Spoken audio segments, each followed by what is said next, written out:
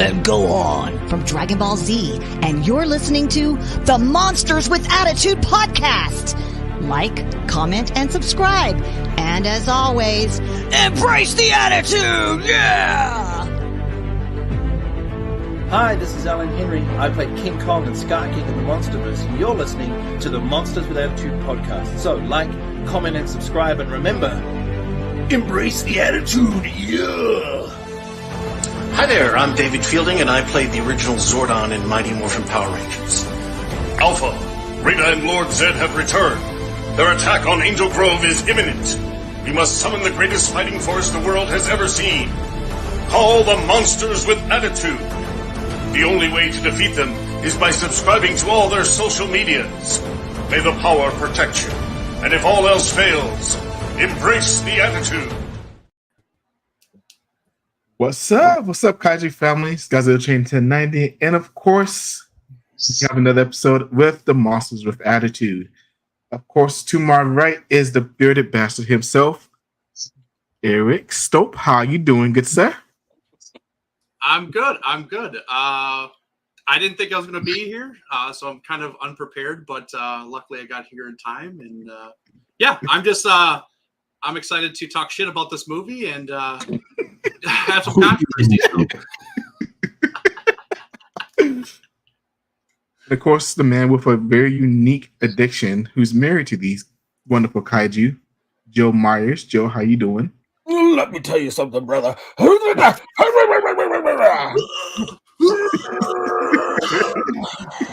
going on, everybody? Just waking up from a little nap. I've literally been up for about 6 minutes, so I'm a little foggy, a little rusty, got a little phlegm in my throat, but I'm ready to join Eric as the Mega Powers. Ooh, yeah.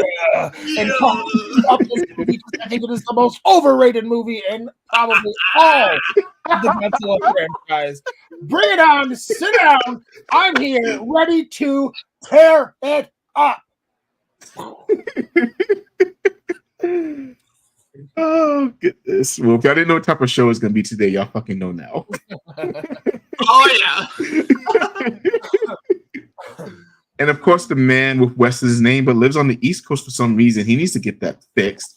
Of course, the man, the myth, the legend, Samson West. How you doing, Samson? The hell would I go to the West Coast for? It's expensive as hell over there. I'm doing fine over here. But I'm doing good. West Coast, my ass.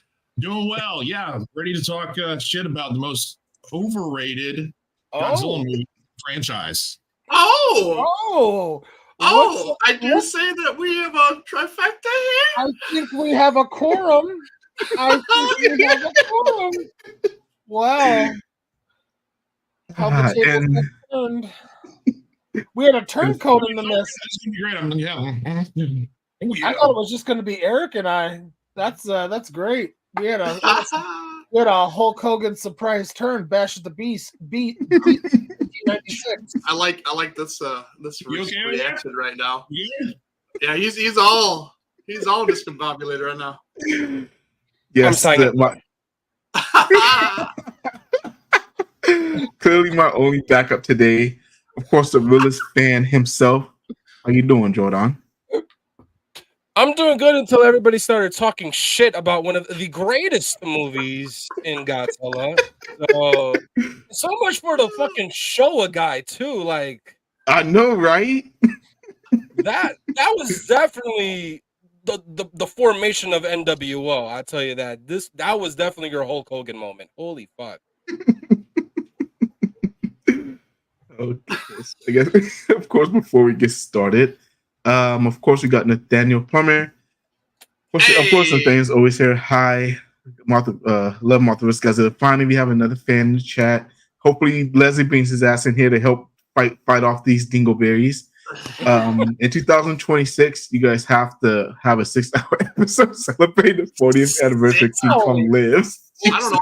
Hours. I'm gonna need some of that Nancy Pelosi cocaine to get me through a 6-hour King Kong Lives episode. What the hell? I will not be available that day, just so you know. Nathaniel, how about like a 2-hour? Can we do 2-hour? Okay. I'm gonna have COVID, so I don't think I can attend that one either. Oh no, I'm forced you to watch that shit. You have a year and a half to watch it, Samson. Yeah, we'll get to it. Don't worry. Yeah. If it makes you feel better, it's better than Death Kappa. Everything is better than Death Kappa. You guys just don't know. You don't know. I would rather watch Mothra vs. Godzilla on repeat for a week Well, than watch Death Kappa.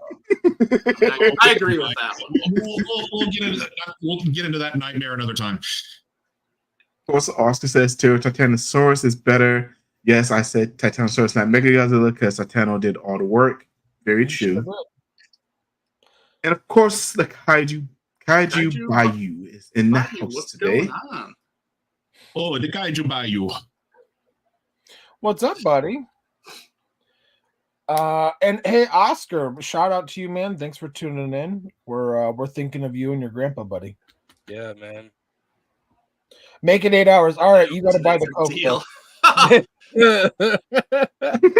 think we're confused on which way we're going.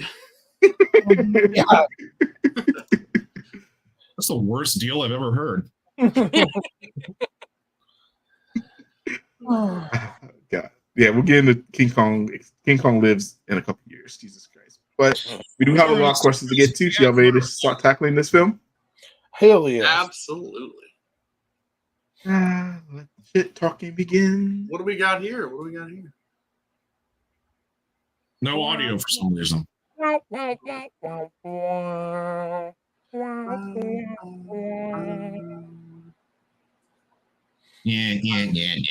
That is a great shot of Godzilla. Yeah. It is. How? So, of course.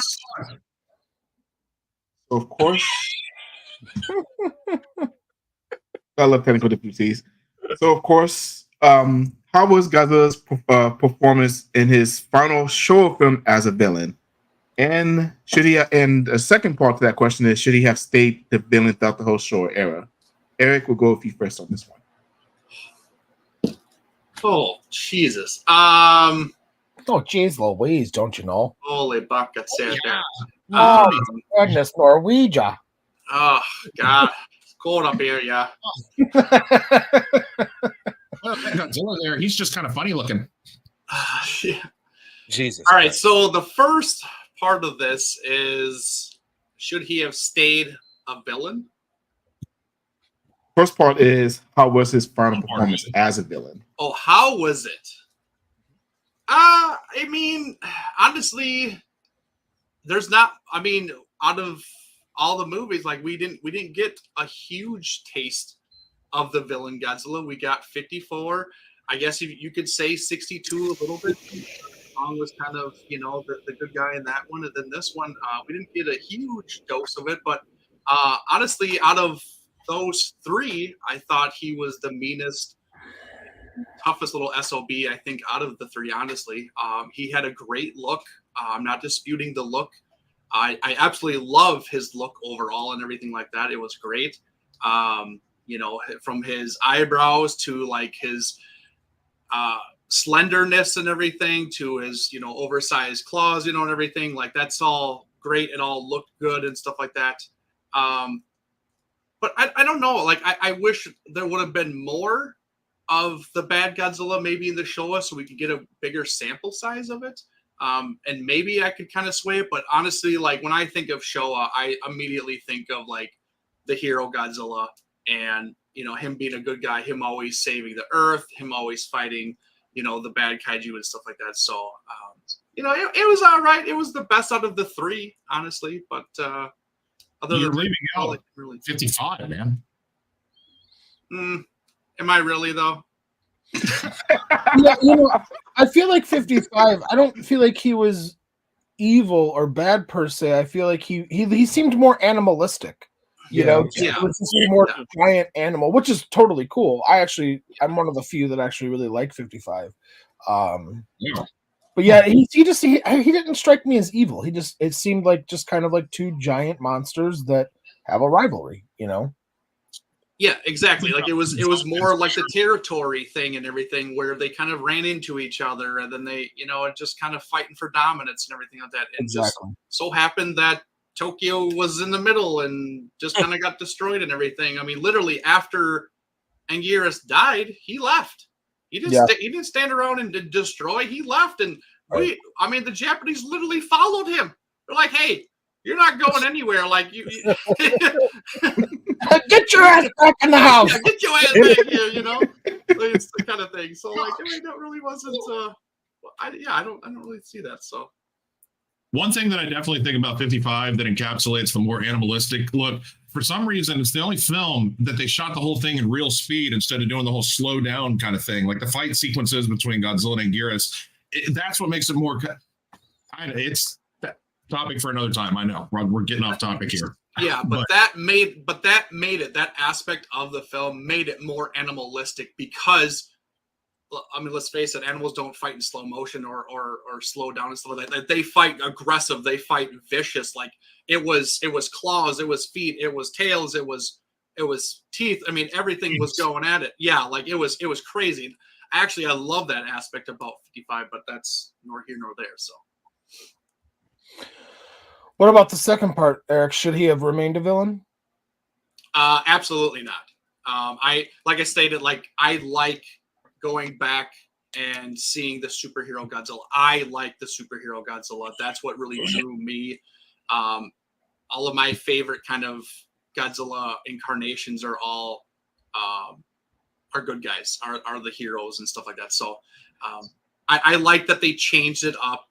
They made other kaijus the villain, kind of made him the one that had to save the world and everything. Kind of made him more appealing because I don't know how long they could have gone with him just being the bad guy, because let's face it, like people don't like the bad guy, not like today. Like today's age, it's different because people generally like the bad guy a little bit more today and stuff like that. They make the bad guy a little bit more appealing, give more backstory to him as to why they're bad, blah blah blah. But I don't think they could have done it for a long period of time. And if they did it with the four films and stuff like that. I'm glad they went to the good guy and it just kind of stayed that way because it was just, I don't know, to me, it was just more appealing, especially as a kid. What about you, Joe? I think Eric said a lot there and I kind of agree with them. It was, as far as him being a villain in this film, it was good. I mean, I don't know if it was, like, to me, if you're gonna have Godzilla be a villain, like I don't think they actually went far enough, really. But it was fine. I'm not gonna talk bad about it, but I'm also not gonna like overly praise it. I think I give it a B plus type of thing. But the second part to that question is what I'm more interested in when you ask, should he have stayed a villain? I think so. I prefer the more evil, like, I'm not your friend, I'm not your hero, like, get out of my way. This is, I like that more visceral, more angry Godzilla. Just looking back at what some of my favorite Godzilla films are, 85, 89, GMK, -1, like it's all, and I'm just going through them quickly. There's obviously others, but the majority of the ones that I consider like my go-to or my favorites, he's a villain. He's not good, and I like that. I don't have a problem with the quote unquote superhero Godzilla because I think that also kind of done right. Like I like what the MonsterVerse has done. Godzilla's definitely he's Superman. Right, like, and I think that's really cool. There's some really cool action shots, and he's badass. But just that I'm not your friend, and I'm gonna mess crap up. I like that. I think a little bit more. Jordan. Yeah, no, this interpretation of Godzilla as the villain, or at least the last villain in the Showa era, is definitely one that I enjoy a lot.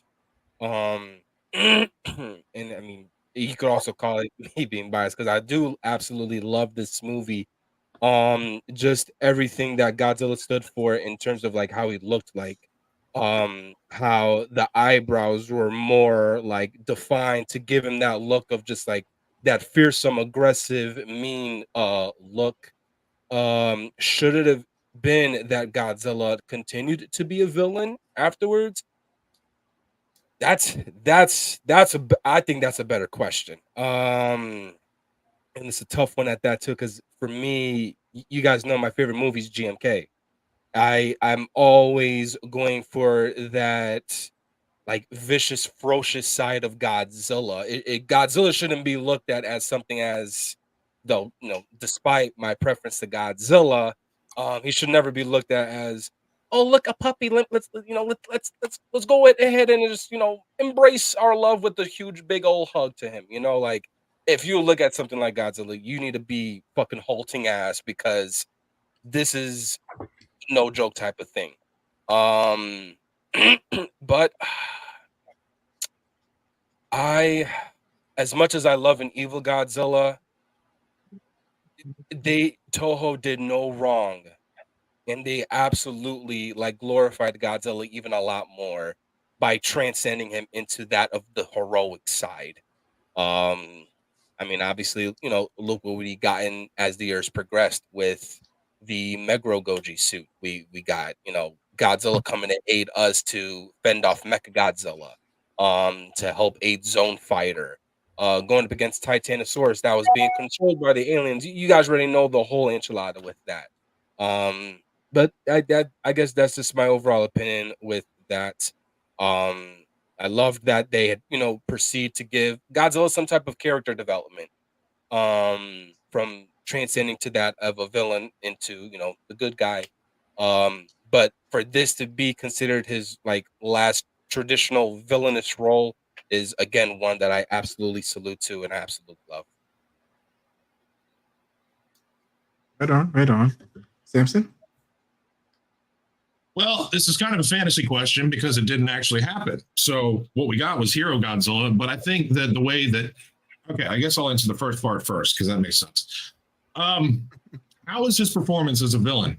I guess it was pretty good because the moment he comes out of the ground, everybody's screaming and yelling like, "Oh shit, it's Godzilla!"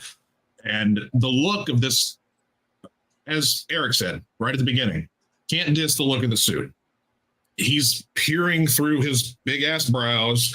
And I almost forgot about you. You mentioned his claws, like his oversized claws. I forgot that's kind of a feature on this suit, and it is. It's notable. He's a beast, and he's got those big old bulldog jowls and everything shaking around, and it's a good portrayal of Godzilla. So should he have stayed the fuck no? No, because it shaped the Showa era for him to become the hero, and people look up to him. I mean, people still feared him. They saw Godzilla, and they're like, "Oh God, let's run." But it kind of shaped the way that the Showa era is. The Showa era wouldn't be the Showa era unless Godzilla became a hero like he did. And it's more fun for the goofy-sided kids like my big grown child ass. So, yeah, a good portrayal as a villain because he was menacing. He was destroying the city. He was pretty relentless. Should have said no. Should not have stayed a villain. What they did with the Showa era was great and fine. And I love what they did. Boom. Varying opinions, and of course that's what we do here. The answer to my first question, obviously, I love this Godzilla as a villain. It's my third favorite Godzilla. Like the portrayal of this Godzilla is awesome. Of course, the look of him is phenomenal, and really, I feel like from Mothra vs. Godzilla is when Nakajima really got okay. I'm gonna be Godzilla. This is how Godzilla is gonna be for the rest of the era, and I really do love that evolution of Godzilla from 54 to this movie. So 10 years later to get to this movie. So, but as far as him staying the villain, I mean, I'm kind of like Joe too. I love evil Godzilla. I love force of nature Godzilla. Just get the fuck out my way. I'm not here to help y'all. Whatever. This thing's just in my way. But y'all need to get out my way too. I'll kill y'all too. So I'm not mad at they did go to the superhero route, but I probably would have preferred if it was a villain for maybe one or two more movies, and then we started seeing that turn come about. Yeah, that's just me. Yes, Eric. So I'm just sitting here thinking about this film, okay? And honestly, like they didn't do a very good job with him being a bad guy. Because now I'm thinking about it, it's just like he really didn't do anything severe to make him the bad guy. He literally was washed up from a hurricane, typhoon, whatever it was. He got washed ashore, discombobulated, so he wakes up and he's just kind of trying to leave. Literally, the whole movie, he's just kind of leaving and going away. And he keeps getting followed by everybody and everybody wanting to kill him. Honestly, like, think about this now, okay? Like, he was never really like there destroying cities. He was always kind of like leaving, but everybody kept following him, from the tanks to the planes to the American version, the battleships shooting him on the beach when he's walking it away. He leaves the mainland and goes to the island towards the end. Where was this like ferocious like Godzilla? Like he destroyed some oil refineries in the beginning when he woke up, but like other than that, he just looked mean. He wasn't like mean and ferocious and like, oh my God, run away because he's going to kill everybody. And he didn't have that mentality like we've gotten with other iterations of Godzilla. I mean, I don't think he was that bad. He just looked really mean with the design and everything like that, which maybe portrayed him being really mean. But honestly, if you think about it, he was just trying to take a stroll, honestly, and just leave. Yeah, you made a real good point. Actually, backing you up on that, the sequence when he trips and falls on the castle, he tripped. He didn't actually attack. He was like, oh shit, and he just fell into the thing and he was like, fucking trying to get up drunk and discombobulated, like you said. Wow, I never thought about it from that aspect. He was just trying to get out of there. He wakes up hungover and is like, where am I? Oh, what did I do last night? Oh shit. I gotta find my keys. Where? Oh man. I think Leslie mentioned that also too before. But Leslie, I know you're in the chat, so correct me if I'm wrong, but I'm pretty sure you mentioned that as well. Same thing Eric did. That's what it was. It's kind of just trying to mind his own damn business after waking up from a nap. I mean, he was literally. There's some scrambled eggs. I'm hungry. Let's eat. And then a big ass moth comes. He's like, what the fuck? It's just like, yeah. It's literally he was at a cookout, trying to eat his food. He was being pestered by a pest and trying to swat it away and stuff like that. He wasn't leaving alone, so he's like, "Screw this, I'm out of here." That's all he wanted. How do you pronounce the villain kaiju's name? Mortha.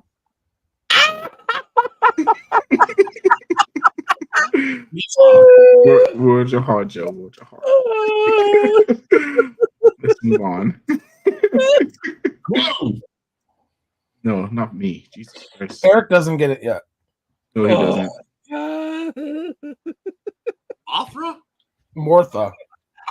Mortha?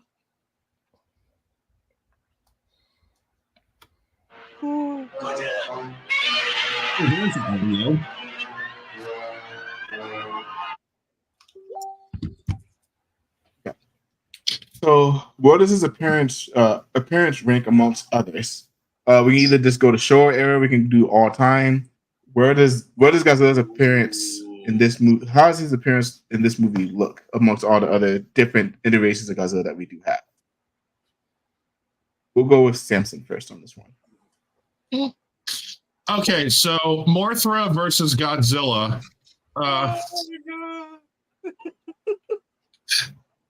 Oh, great. Now, are we literally talking about his actual, like, him coming out of the ground right then appearance, or just his appearance in the film? Let's talk about both. Why not? Let's talk about both. Well, we kind of just covered that with Eric's delightful interpretation of him being in the film and his existence. So Mortha versus Godzilla. Again, I said it's highly overrated because a lot of people really get off on this movie, and it's not one that I revisit a lot. I think it's mainly because I've expressed many times I'm a goofy Godzilla fan. I like the more wacky stuff. But him coming out of the ground like he did, I I mean, it was the first. Well, I mean, he kind of did that in the iceberg in '62. So him just coming out of the ground, it was cool because everybody's like, just like, whoa, what's that over there? The ground's moving. They're like, where? And then the chick's trying to get a shot of it, and then all of a sudden, a big ass tail just comes out, and then everybody's screaming and yelling. It's a solid entrance between the music and him coming out of the ground and just turning and roaring. But I mean, we just said it. His appearance in the movie was just coincidental. He just happened to be washed up on shore and trying to get back home. Eric, buddy, I love you for making that point because I never really thought about it from that aspect. He wasn't really that big of a menace. He was just trying to, he got washed up by accident and then was trying to get back home. And a lot of problems ensued in the process. Look at how crabby I am. I just woke up. Like, if you imagine, if you're a 50-meter tall monster, you know? Some little bunch of little assholes shooting little spitballs at you and then putting a net on you and shocking you kind of, and then, oh my God, here's a moth trying to eat your trying to get your scrambled eggs, man.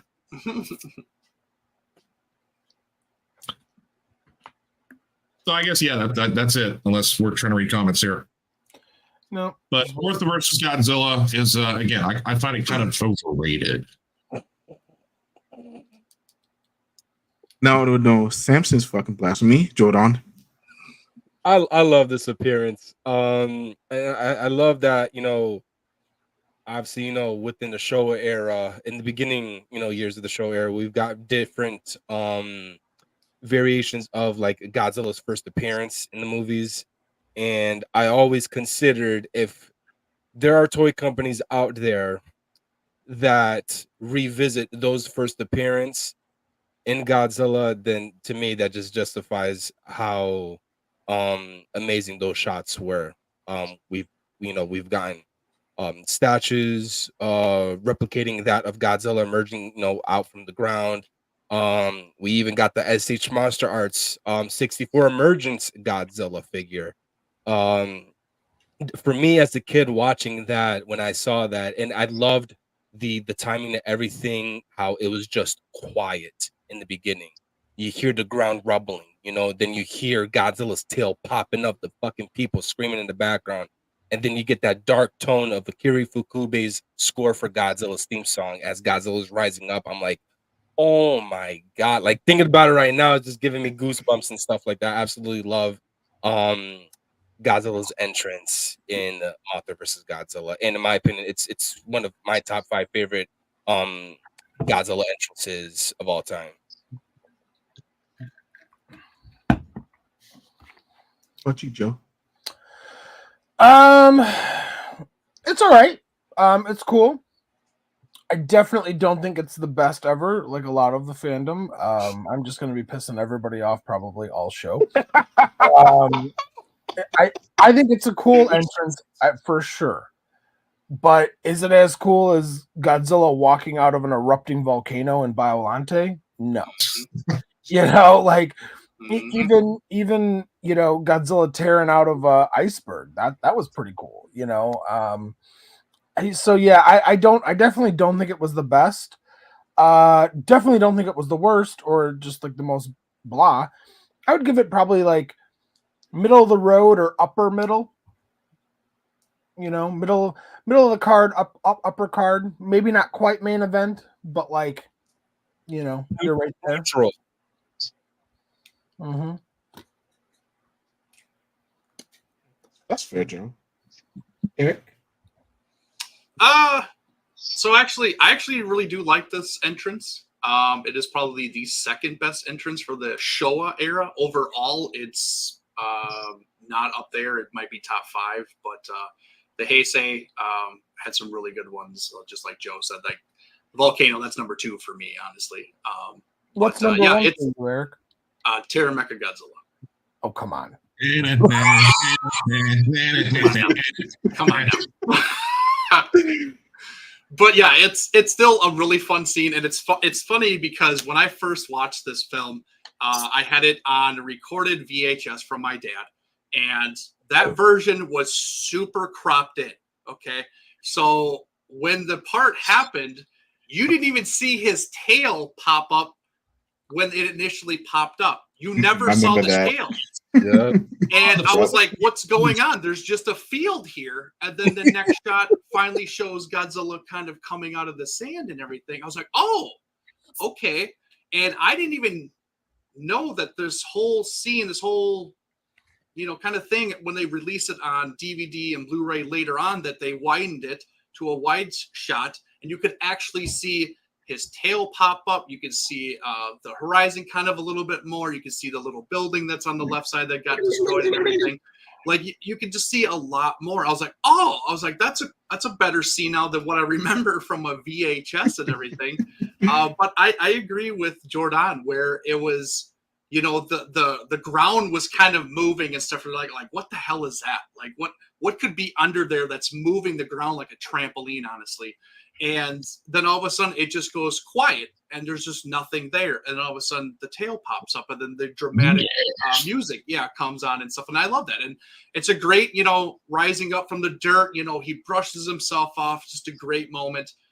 So I do like that moment, honestly. It is a fun one and stuff like that. It's one of the fewer things that I do love about this film, honestly. I can't help but just think now that we just discussed this, just Godzilla's just hungover, just trying to figure out how he got to where he is. That's all I think about when I watch this movie.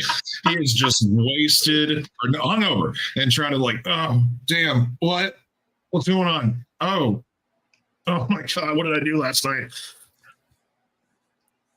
Yeah, for sure. So for the people who don't like this, I'm gonna set the scene for y'all. Just a tidbit on why I love it, and it's that honestly, it's tied with Godzilla's appearance in Terra Mega Godzilla also with me. Like they're like one A and 1B to me, honestly, and they honestly switch how I'm feeling that day. But up until that point, we was with the humans. They were talking about Mothra. Godzilla wasn't even on our minds at the time, and at this point, we didn't know what the hell he was. Because at least for King Kong versus Godzilla, we knew Godzilla was frozen in ice. So we knew he was in that iceberg. It was just a shock factor that, what the hell? Why is the ground? Oh, shit, the ground's moving. And then you just, like Eric, you see his tail just pop up, wave in the air, and it's just like, oh, shit, Godzilla. And for me, especially when I first saw this film, it was a shock factor being like, oh, shit, Godzilla's here. Why is he on the ground? What is going on? Yeah. Exactly. Why is he underground? Yeah, when you're a kid, you don't really put 2 and 2 together, and then you realize, oh yeah, the hurricane that just woo, that's why. But I still have that same feeling as a kid every time I watch the scene. Again, it's just like, oh, like this is one of the appearances where you're like, oh shit, it's Godzilla. You don't feel that with Terra Mega Godzilla. Terra Mega Godzilla is like, oh yes, Godzilla's here. But no, not a sense of satisfaction. Yeah. And that's where that superhero Godzilla comes in. Oh shit! Oh yeah! Oh shit! Oh yeah! Leslie's comment quick. What's interesting is that Godzilla was there the entire time since the beginning of the movie, and nobody knew. Kind of like what happened in Sea Monster. Yeah. Exactly. I was going to reference that. Well, I mean, the appearance in Sea Monster is like the same damn thing. He just pops out of the dirt and is like, what's going on?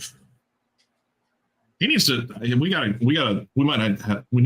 to have an intervention with Godzilla. He's just got some problems. I mean, it's not his fault he got washed on the shore because that stupid hurricane. He didn't ask for that to happen to him. He's just taking a nap.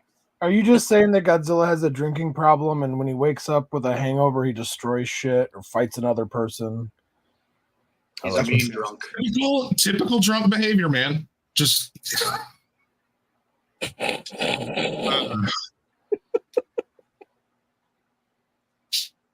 And apparently Leslie thinks we're crazy because he said, God. As a kid, he knew that the typhoon brought Godzilla back to Japan. Dude, when you were a kid, you are not trying to connect no dots whatsoever. Don't lie at all, dude. Like, I know, you were just there for the kaiju action. You are not there for the humans or the story or whatever. That is just filler, honestly. That is a Dragon Ball Z saga because that's all filler. You're there for the action and that's it. That's all you're interested for. And don't lie to me otherwise. Bro's acting like he's Stephen Hawking up in this bitch trying to no shit. Like, don't even. Well, in '64, let's see what Leslie was probably a sophomore in college, so he could have.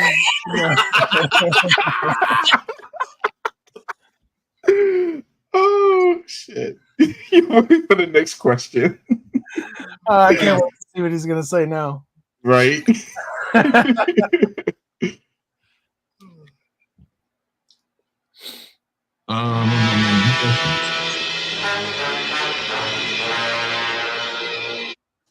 Title screen. All right, so you already know how much of a nut I am for music.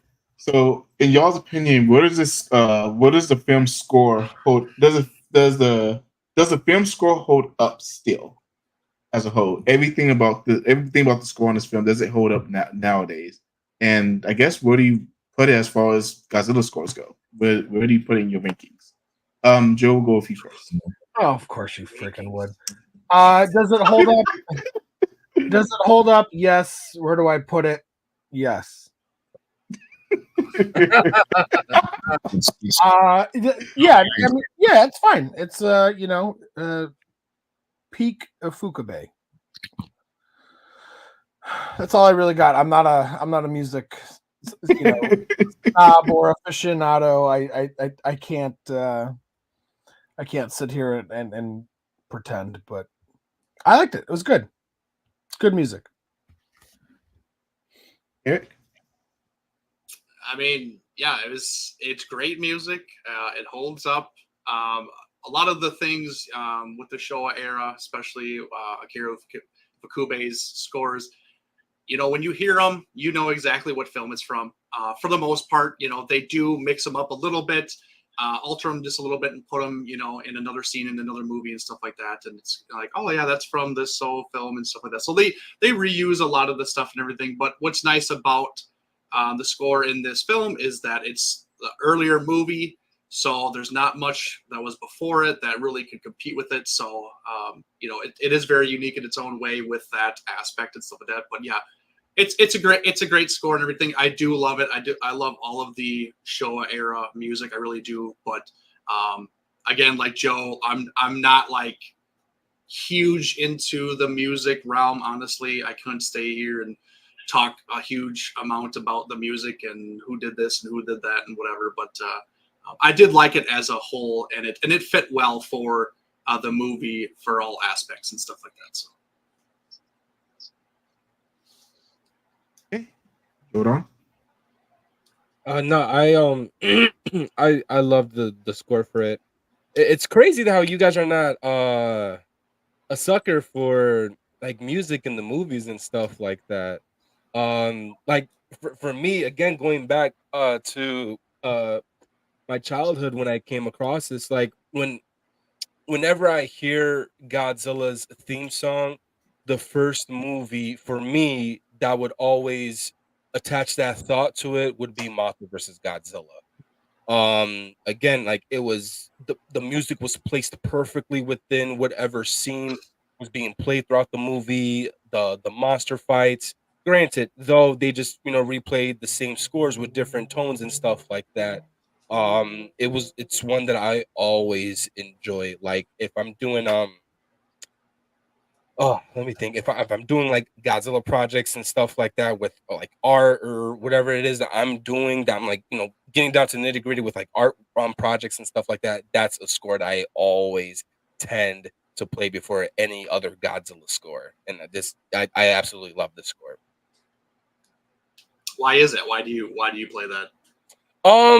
Again, it's just like from my childhood. It was one that Mothra versus Godzilla was always a movie that I always tend to revisit. So, and again, like the first two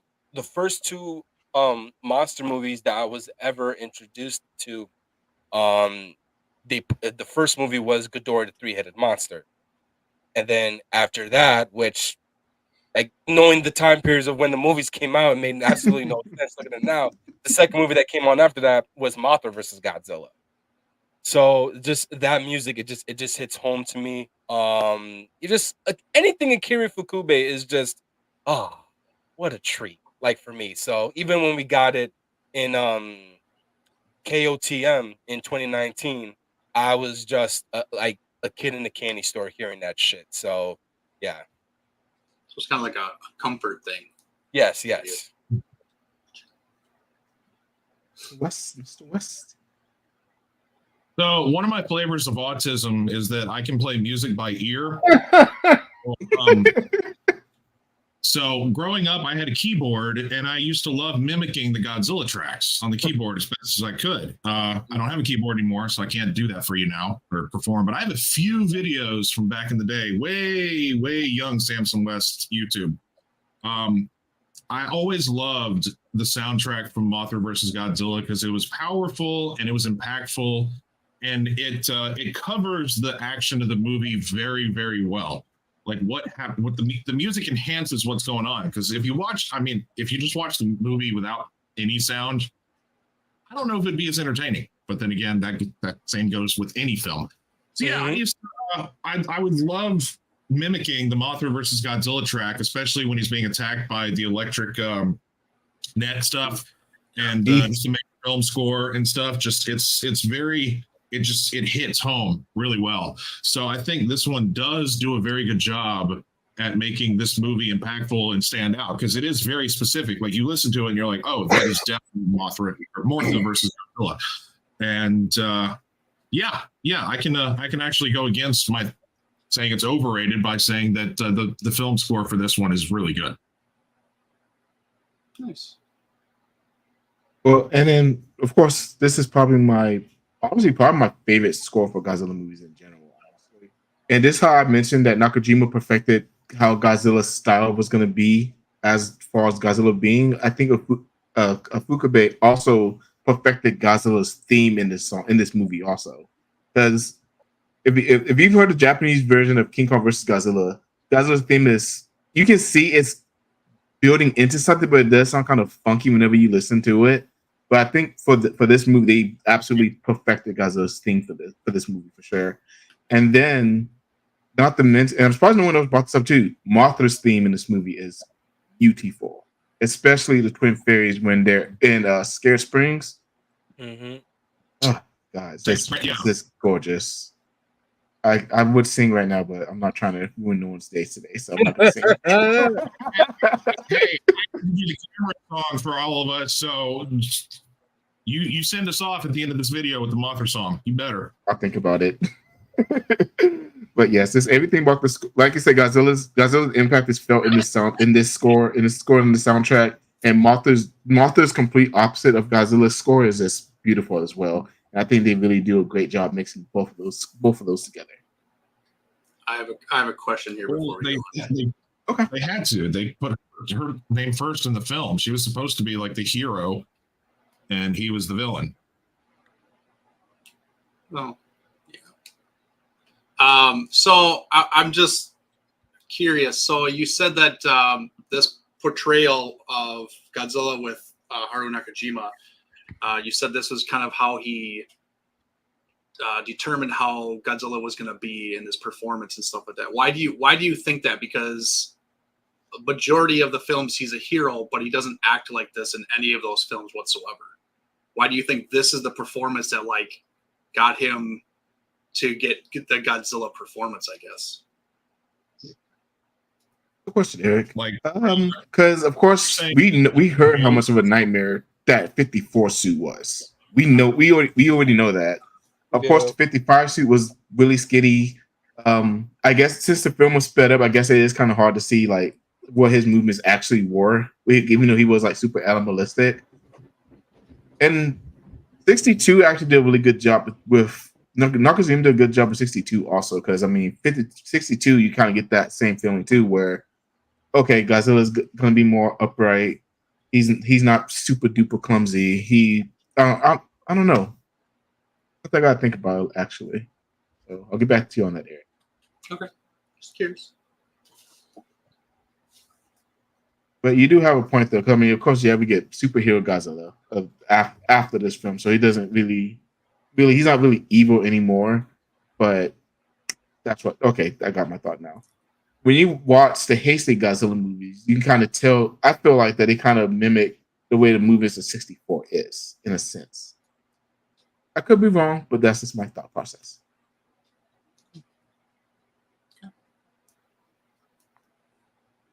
Right on. Ready for the next question, guys? Absolutely.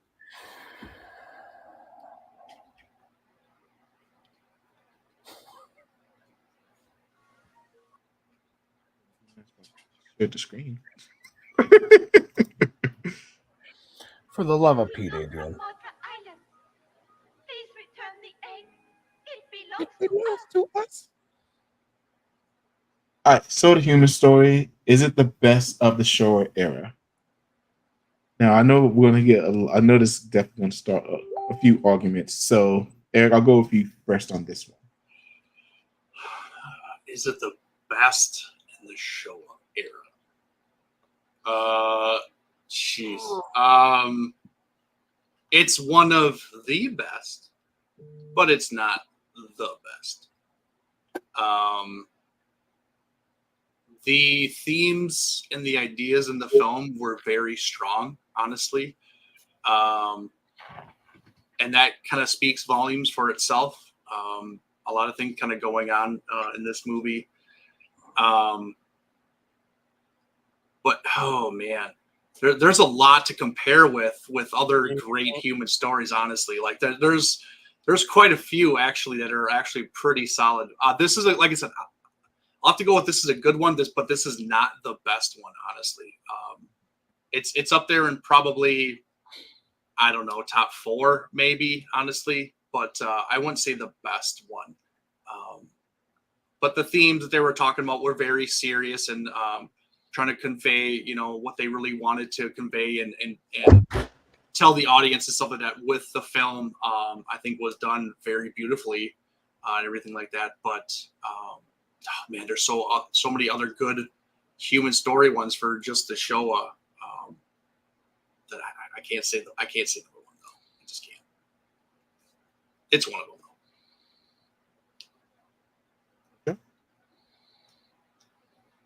I think he said Joe. Oh, thank you. I agree with Eric. I think it's definitely one of the best. I think I might give Monster Zero the edge.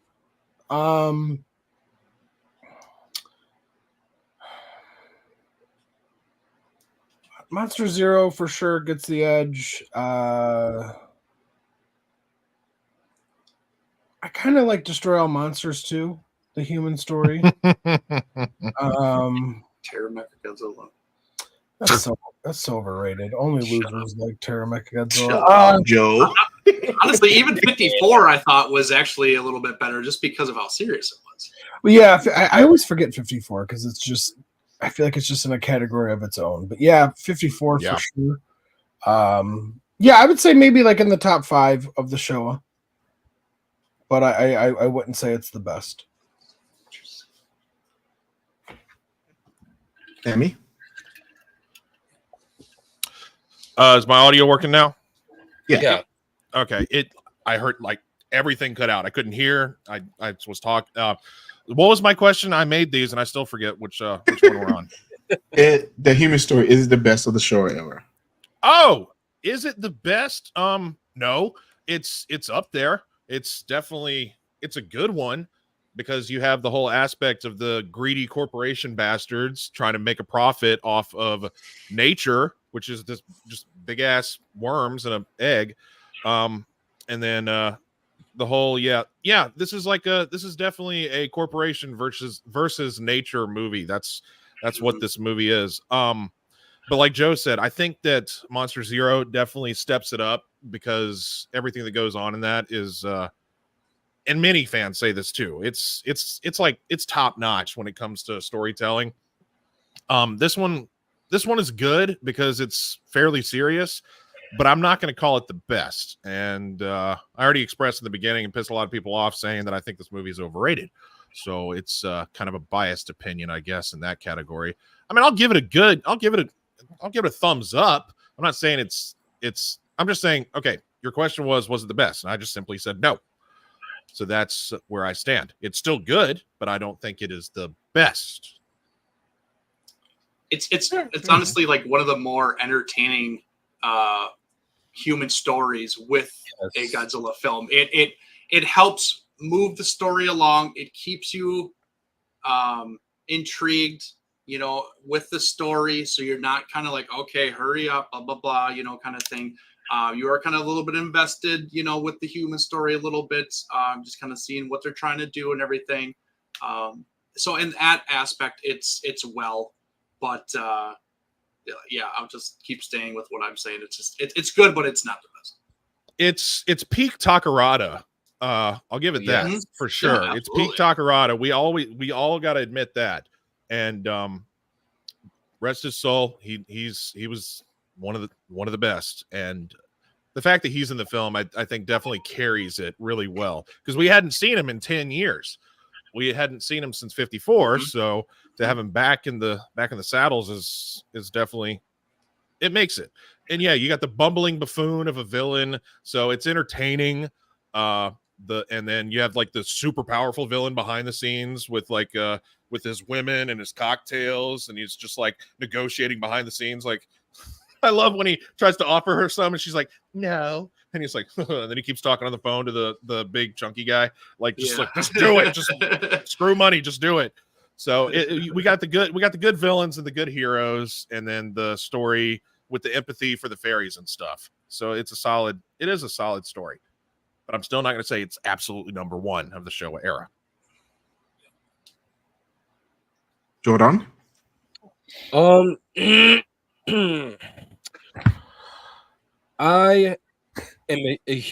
love the story. I like Leslie hit the nail of the coffin with this. It's one of the few movies in Godzilla or in the Showa era, at least, where the human characters really drill you into the story. They make a huge impact with it, with or without the monsters. Akira Takarada, oh my goodness, nailed that role alongside with everybody else.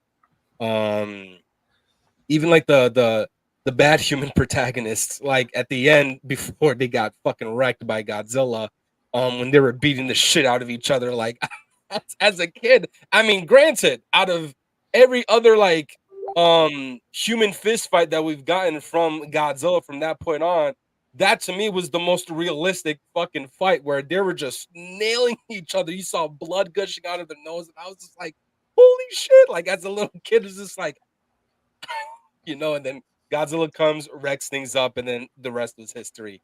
I loved the human interaction with Mothra, knowing that, or coming up with the idea of, we need Mothra to aid us to defeat Godzilla, because obviously there's nothing that we can do. We didn't get that in 61, where it was more so of, we need to get Mothra's attention so that we could give her back the fairies, because our main intention is to just make sure that the fairies go back to Infant Island. Is it the best in the Showa era? That's a tough one. I don't know. I do love it very, very much. I don't know if it's number one. I don't know what's number one, if I'm gonna be honest with you, because I just don't know. But, well, everybody has different opinions, so it's never like guaranteed this is the best. No, hands down, absolutely. Yeah, it's an opinion thing, and some people's opinions are wrong. Yup, and y'all know me. I don't give a shit about what anybody fucking thinks. You know what I'm saying? Like, you're not gonna convince me otherwise. You know what I'm saying? But this man's been to prison. So, yeah, but again, Sam said we're not supposed to tell people that. Yeah. Oh, my bad. Again, anyways, I love the story. Yeah. I have a quick question. Sorry, Adrian, before you go. I'm just curious.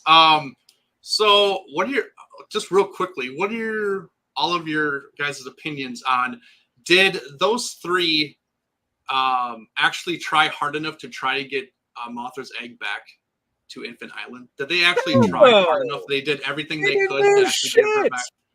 Yeah, they didn't get the government involved. They were just kind of like, hey, you guys better give it back. No, who are you guys? Oh, okay, bye. They were just doing what they were normally doing. Just they were working. I feel like they were more focused on making sure they clocked in and clocked out. They were getting their fucking paid, and then that was it. But like, it was just I don't know. As a kid, again, like we say this, you know, when we watch a fucking giant monster movie, we're not watching it for the human aspect of it. We're watching to see two giant monsters duke it the fuck out, and then that's that. But no, I agree. They really ain't do shit to try to get Mothra's egg back. You know, they work for a newspaper. I mean, what power do they have? Mm-hmm. Power of Honestly, the press. they could have ran an article in the paper accusing the company of, you know, whatever. They could have done slander article. They could have done whatever to really like paint this bad name or this image onto the company and do whatever they could to do it. All they did were they literally went to the company and was like, you should give the egg back. Yeah. Okay, we're gonna leave now. Or like, I think it would have been better even if they did like some sneaky shit, like how they did in Godzilla versus Gigan when they fucking threw all those explosives in the elevator. You know what I'm saying? Like, they could have just done something, you know, sneak in there in the middle of the night, try to, you know, find a way to try to get the egg, but at the same time, like, those three were not going to be able to get that egg back to Infant Island. You needed a whole fucking goddamn building to do that shit. But yeah, that was good. That was a good question, Eric. Because that is one thing I always thought about. Even when I watched it last night, I was like, they didn't really do much of shit. So I guess I see why they're upset now. But I love that. I love everybody's answers for this question because honestly, I love the human story for this film, but I don't know if it's the best either. Because I mean, we do have a lot of great stories telling in the Showa era, even like including 54. There's a lot of great storytelling in the Showa era. A lot of good villains that we have in the Showa era. A lot of Showa era films that really is carried by the human stories. And as much as I love this film, and this is my favorite Showa film, I can't say that this is the absolute best human story. Very exciting, very driven, very moves everything along. But I can't necessarily say it's the best either. So we really don't have an answer for this question. But it's definitely a fun. I thought it'd be a fun question for us to kind of bounce off each other because no one has an answer. Yeah, absolutely not. Yeah, like I said, it's just a opinionated kind of answer. Really, it's either you like it or you don't. But we're all different, so it's like it is. But okay, before we go, like, okay, Leslie. She was dying the whole time, but yet she had enough power to come and fight Godzilla for like 20 minutes. She could just come and pick the egg up. She would have. That's that with the egg. Come on now. That's that kaiju fentanyl, y'all. They jacked her up and she went to fight. Yeah. I'm gonna start calling her. Never mind.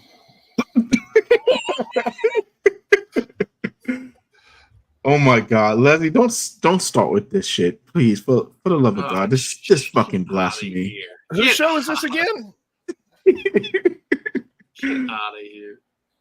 Jesus Christ! Oh Lord, let's move on. Damn it! See, even Adrian hated it.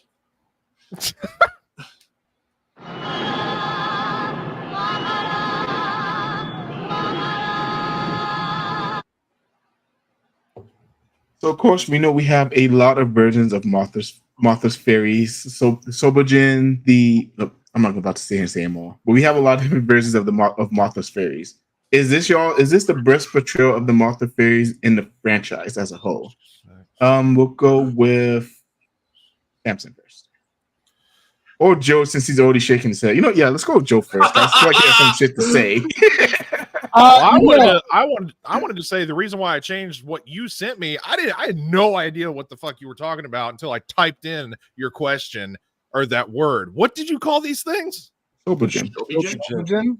Okay, they're Mothra fairies. I'm too The stupid. to know what Shobujin, that is. the fairies, the Elias, The Cosmos. Take your pick. Cosmos. Yeah. I'll use my kindergarten terminology. Thank you very much. No, I think the best portrayal of the Mothra twins is their appearance in GMK. Oh, the cameo. Are you fucking serious? Yeah, Oh my I god. think the best portrayal is probably from the Rebirth of Mothra trilogy. I love that. I have such a soft spot for those films. I know a lot of kaiju fans only like it for like the monster designs and stuff, and I love that trilogy of films. It's the quintessential Mothra for me. Showa Mothra, Heisei Mothra never really did anything, got me super excited or anything like that.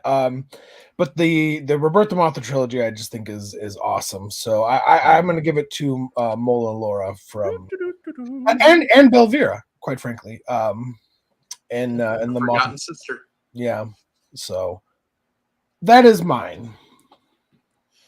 How Leslie feels, Joe. Leslie, you missed the beginning of that. I got that Nancy Pelosi cocaine going on today. So. Yeah. Bro just got up from a nap. Big Ben had a nap. Jordan. I did enjoy the Shobijin in 64. I think it also had a lot to do with like their change of outfits too. I didn't like how they were portrayed in Ghidorah, the three-headed monster. Only because it's just like it's something so simple and fucking stupid, but just like how do you come from 61 with just a fucking cloth and a fucking vine wrapped around your fucking head to then 64 where you guys are really decked out, like you guys are ready to go to the fucking club, and then you go back to Ghidorah, the three-headed monster with the goddamn cloth, and I'm like, whoa! Like it would have been different if they changed their outfit. It gave them a little bit more like character development for me, and this is me speaking. But now, like before Joe even said it, I was thinking about it. I'm like, oh man, they there's no comparison to those who had really truly captured the likeness of the fairies in the Rebirth of Mothra series.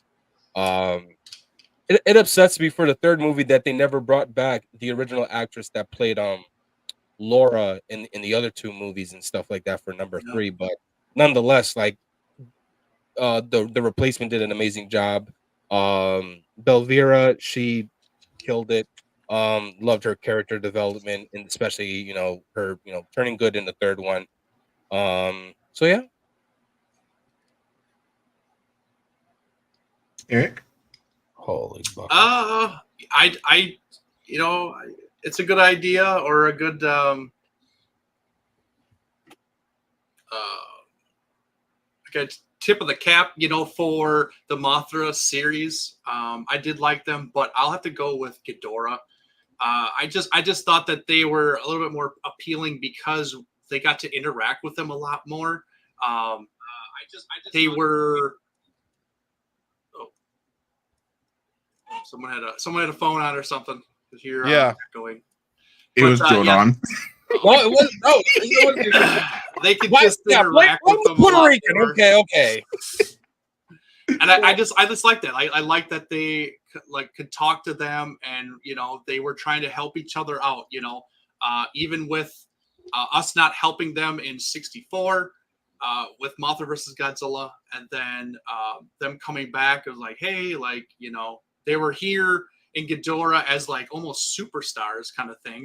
And they were just going to leave. And then, then they're like, oh, maybe we shouldn't leave and everything with the Martian girl and everything. And they just kind of stayed around and wanted to help because they knew, okay, something was going on and we really need to band together to take down this new foe. That's a world destroyer, per se. And they're like, hey, we can ask Mothra to help. and then we're going to ask Mothra to help and talk to Godzilla and Rodan to tag up and everything like that. So I just like that they were just more involved with the story. They were interacting with the human characters a lot more, and I just thought that whole story was a lot better. So, Samson? Yeah, from the rebirth of Mothra trilogy, my favorite part was when the fairies grew to kaiju size to help Mothra fight Death Ghidorah.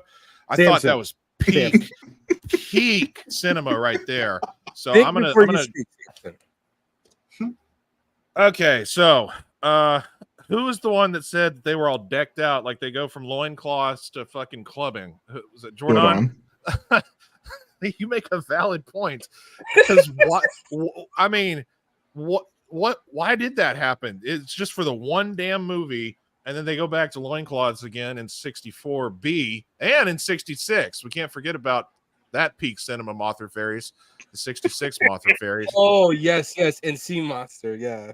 Fuck them.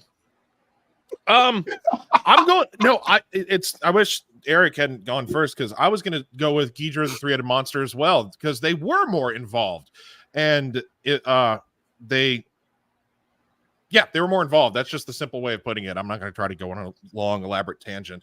They were good in this because they 64A with Mothra, they were trying to, they were like, it was like you felt bad for them because they're trying. They're basically the messengers from Mothra Island saying, hey, can you please help us get our egg back? It's like, it's our god, for God's sake. Is there anything you can do? And after nobody could do anything, they go to the island to beg them for help, and they're not being assholes about it. They're like, you didn't help us, so we can't help you back. And then they're like, all right, we'll try. Mothra's dying, but we'll sing at her for a second. Maybe she'll get up. So they did a good job with the sympathetic aspect in this movie, but I think Ghidorah did a better job as far as portraying them being more involved and stuff. So, weirdly enough, I don't hear shit for it, but of course, Godzilla versus Mothra was my first Godzilla and Mothra film, so that was my introduction to the fairies, and they do hold a special place in my heart. But I'm gonna agree with Joe. I actually really do love the fairies in the Rebirth of Mothra trilogy, and specifically Rebirth of Mothra 1. I really love how they were portrayed in that movie. As far as the Sobergen in 64, I would say they're probably number 2 or 3, maybe, as far as like where they rank amongst all the Mothra fairies, because I really do love how they were portrayed. Jordan said they were decked out, ready to go to the club. They always had to change the outfits, and they really did kind of convince Mothra not really convince Mothra to help, but they talked to Mothra so then they can try and help them save humanity from Godzilla, even though he was just a big old sleepy teddy bear in that film. They still needed help. So I do love the portrayal of these he was dehydrated. fairies, but and honestly too, in Mothra vs. Godzilla, like the fairies were a little jaded and a little mean, honestly, because when you think of them as like ambassadors of like peace and everything like that. That's the word I was looking for. Ambassadors. Like the whole premise of Mothra is supposed to be this savior of the world, of peace, of good and everything like that. And yet in Mothra versus Godzilla, like they're like, oh, well, you didn't help us, we're not going to help you, so suck it. And it's just like, that's not what you're supposed to be about, honestly. And it's almost like with the next film, Ghidorah, that they almost were like, hey, we can't think that way. We need to help mankind as much as possible because we're all connected in this. With a worm. This whole thing and stuff like that. Even if it was a worm, like Mothra would have died. No, you're right. 10 times fast if she fought Ghidorah alone, which obviously we saw, when she was fighting him alone, like she was getting just spanked, honestly, and stuff like that. So it's like, I don't know. It's like they learned from their mistakes from the previous film with Mothra and then became a little bit more what we're kind of known for them as like goodwill, peace keepers and stuff like that as a whole, I think. just kind of hit me. I was like, oh, maybe that's why I like Ghidorah a little bit better than Mothra. So. I don't know why I'm here. Eric, you got the show covered, man. You're good. You got this. Well, I think another reason as to why like they were like very rude to I guess Akira Takarada and friends is because we also had to look back at how much their island had changed with all the nuclear tests and stuff like that. How much it destroyed and deteriorated the island. Mothra slowly meeting her last breath, but there's no egg. You know what I'm saying? So I'm just thinking like more so of like we need to look at what's surrounding us, and our only sense of hope are the humans or the human citizens in Japan to try to help aid us back with our egg, and they're not able to help us. Well then, fuck you. Hey, I'm just saying, like that's the portrayal they kind of do. So I mean, I agree. Kind of once and everything, and no, like it's kind of a thing. So, but yeah, I understand. Like I agree, Jordan. Like we literally decimated and destroyed their island with nuclear testing and stuff like that. We got their people sick, killed their people, all this stuff. I get it. Like they're pissed off, honestly, and I understand that. But as the image that Toho tried to portray as these characters are supposed to be the nice all be all fairies that want peace for everything and for everyone, regardless of what's going on with them personally. So I'm just no, that's true. And then another thing we haven't mentioned yet either is, I mean, how they got kidnapped in 61. I'm pretty sure they ain't over that shit yet either. Yeah, you gotta factor in the PTSD aspect of that. Put in a fucking nerd cage. Oh God, you just don't like the truth, Leslie. It's okay. It's okay. It's been so long since I've seen the original. Speaking facts about his favorite movie. Oh yeah, wait. Next question, guys.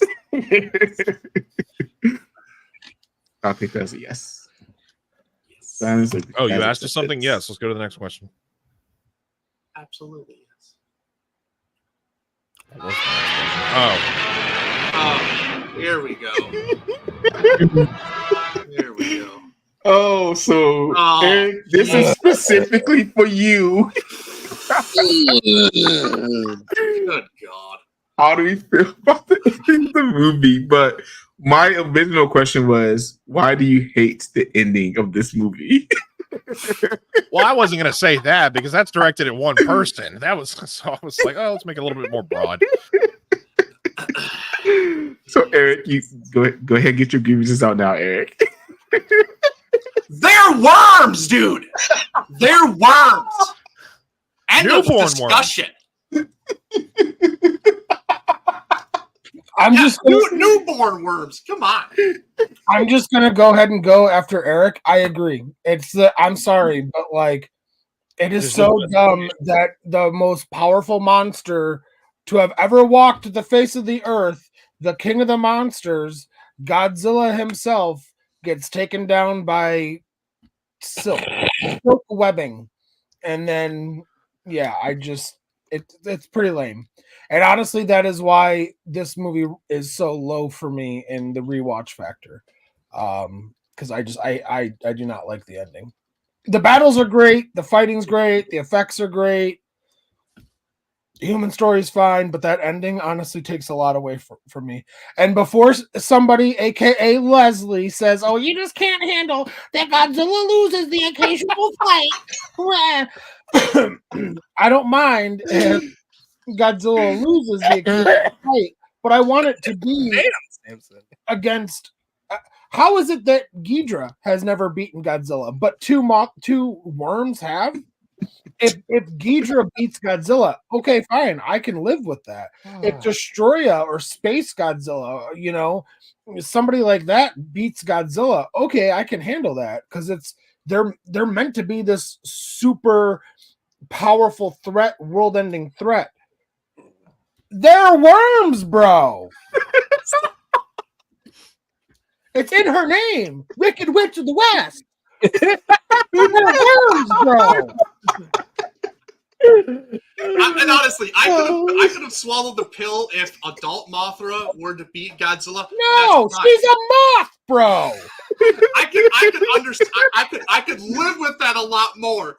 But worms, dude, like no. I'm sorry. The ending of the next film, Ghidra the Three-Headed Monster, it took Godzilla, Mothra, and Rodan to cause Ghidra to retreat. I think that's a big difference. Not two little puny worms that... Yeah, exactly. It was in the next film. Yeah, in the next film, it was a three-headed dragon and a mutated pteranodon, in this film with Godzilla, besides two worms, like, there's not a comparison.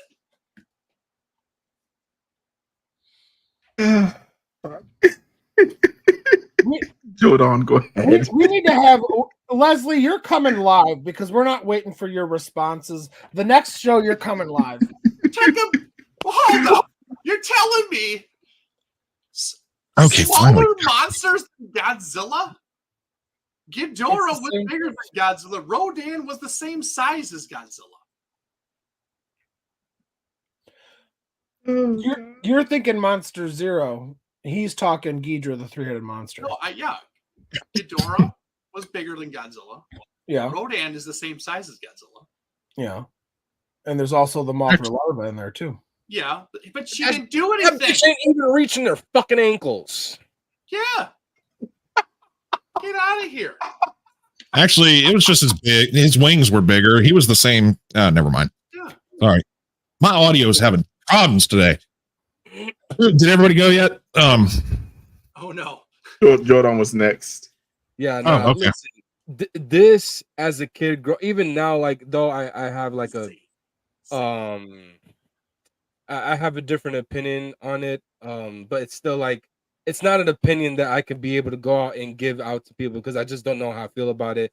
As a kid watching it, it's what solidified my hatred towards Mothra, because there was just absolutely, for me, looking at Godzilla, and then you see these two moving fucking snake turds going in for the save and basically being the source of victory going up against Godzilla. There's no way in hell.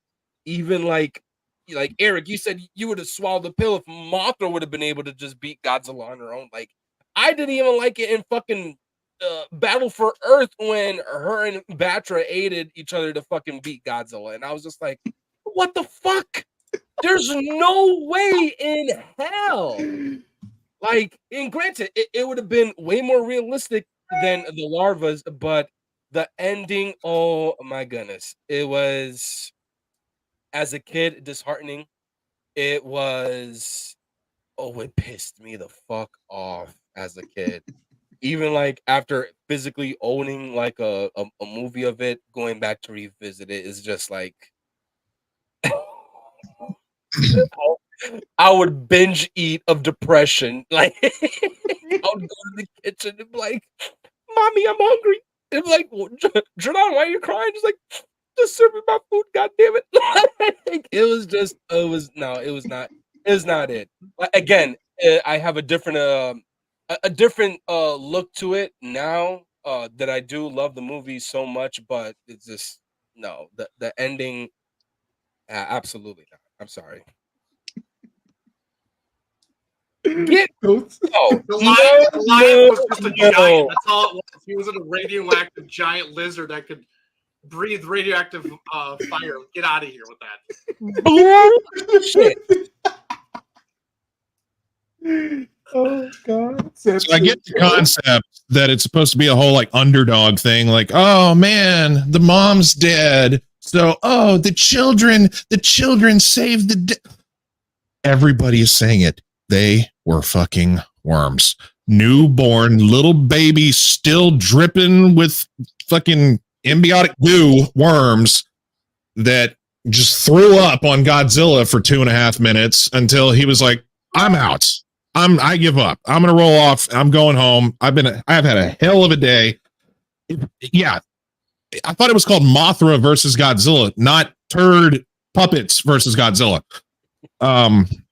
So it does it.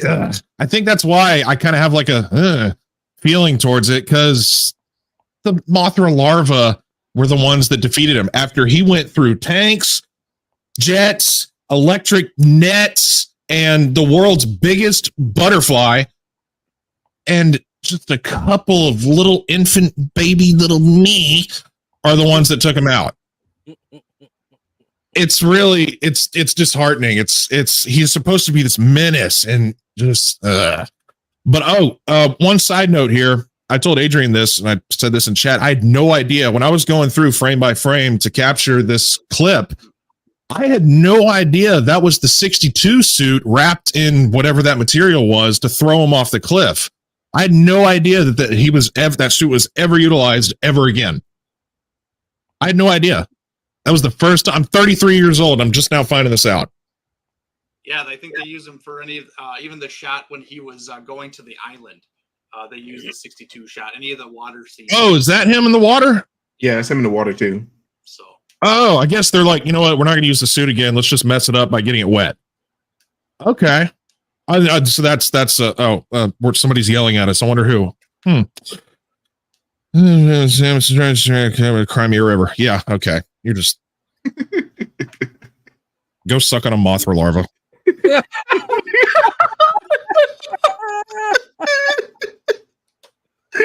Oh, I can't with y'all. I just think I enjoy that Jordan came to the dark side. No, listen, if there's anything else shit in this movie, it's gonna be the ending. I mean, to any justification, because in Ghidorah 3 and the Monster, they mentioned that the second larva died. I always tied that with maybe because of the injuries that it was getting whipped around and got his tail. Yes. So at least like for me as a kid, I'm like, oh, at least Godzilla didn't fucking die. You know what I'm saying? And if the other larva died because of the injuries it sustained from Godzilla's fight, then I'd be like, okay, then I'm fine. But even still, you saw the back of its neck get ripped in half. They destroyed that puppet. Even with the larvas that were being portrayed in Tokyo SOS, like I have a love-hate relationship with Tokyo SOS, and it's specifically because of that shit. It's I got a hate relationship with that movie. The power of teamwork. Get the fuck out of here. Teamwork. Oh my god. Oh Jesus. Okay. All right, Adrian. So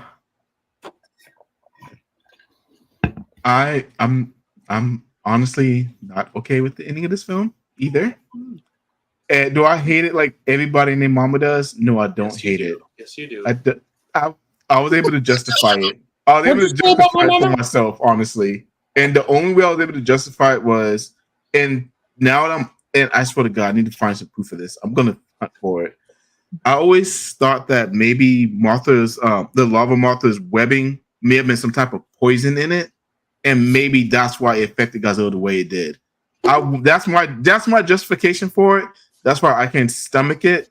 But yeah, it was as a kid, I fucking hated that shit. I was You're like, watching the wrong fucking movie. You said what? You're watching the wrong damn movie. But the reason why I feel like Mothra's webbing has some type of poison in it is only because Mothra did have poison. Like that was like her last defense, the poison that she did to attack Godzilla with. So again, that's my justification for it. If I can find it, I'm let the whole universe know. But that's my justification for it. Please do. Like, please do. Like, justify your stupid ass answer, please. Come on. I love that Mothra, adult. She even had this poison. It didn't do shit. It didn't hurt Godzilla. Like, I mean, he was stuck on his back for a minute. Like Godzilla just couldn't get a hold of her. Yeah. Too much wind. Again. Super hungover. Are you all done being angry? Can I watch the next question now? Yes. All I suppose. Oh, I do that. I know that question gets set y'all off. I'm sorry. I love y'all. Let's see. Do we have two more or just one more? It's like two more. Oh, we got two more. And just what are you doing? I'm eating my egg. Since you like eggs so much, cover the monster egg.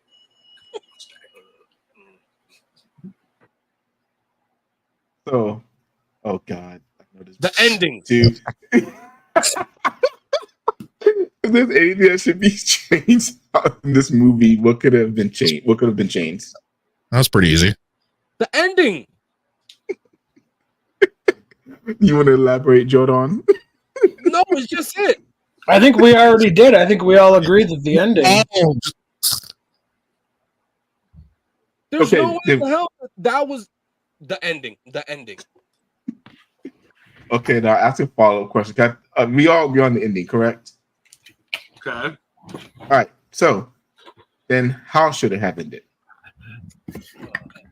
Without the Mothra larva, just Mothra fights Godzilla, and then somehow the twins pick up the egg by the sheer strength of peace and carry it back to the island.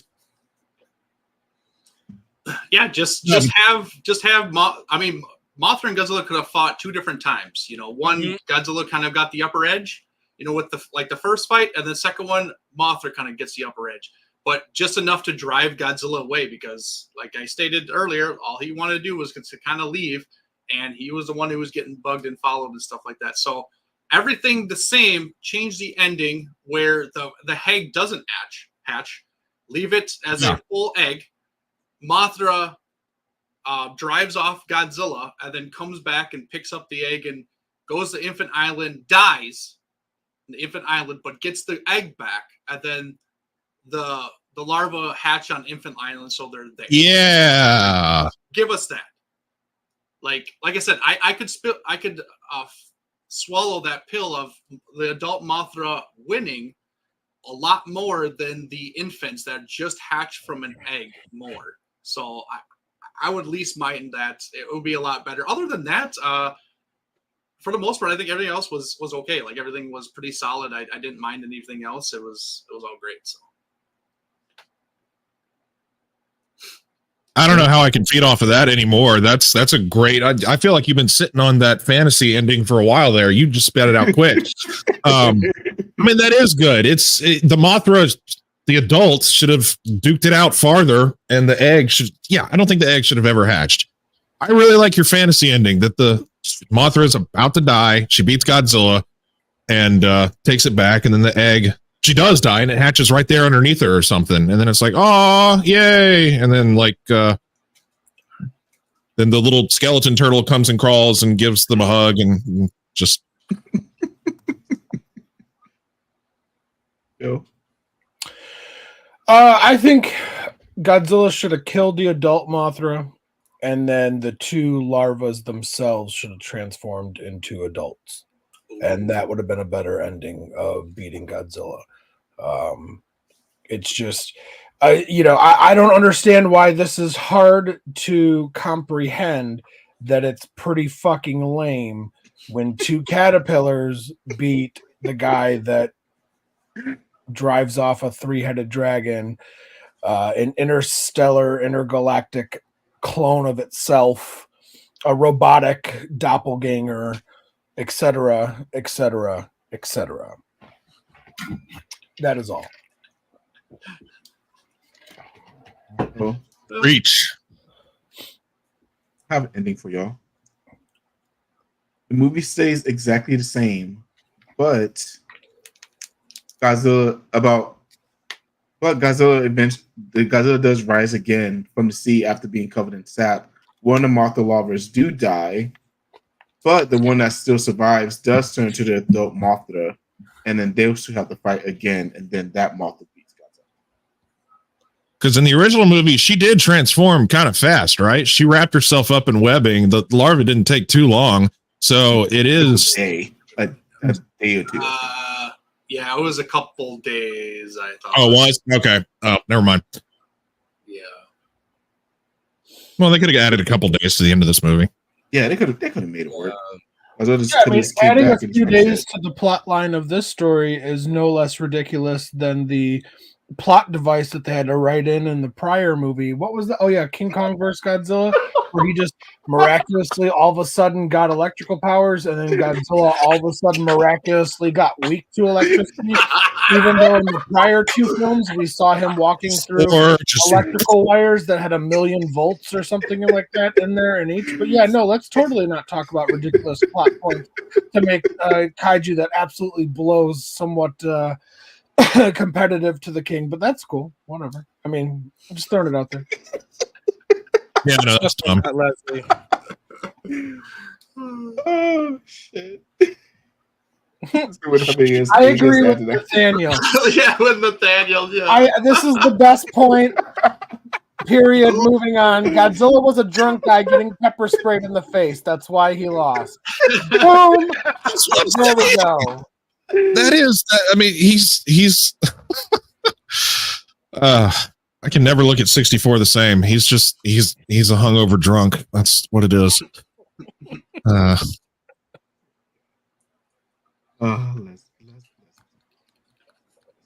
So does anybody else have any fantasy endings? Yeah, I mean, No. No, you're not gonna do it, Eric. He's doing it. He's doing it on purpose now. For sure. Yes. Oh, Jesus Christ. What is next?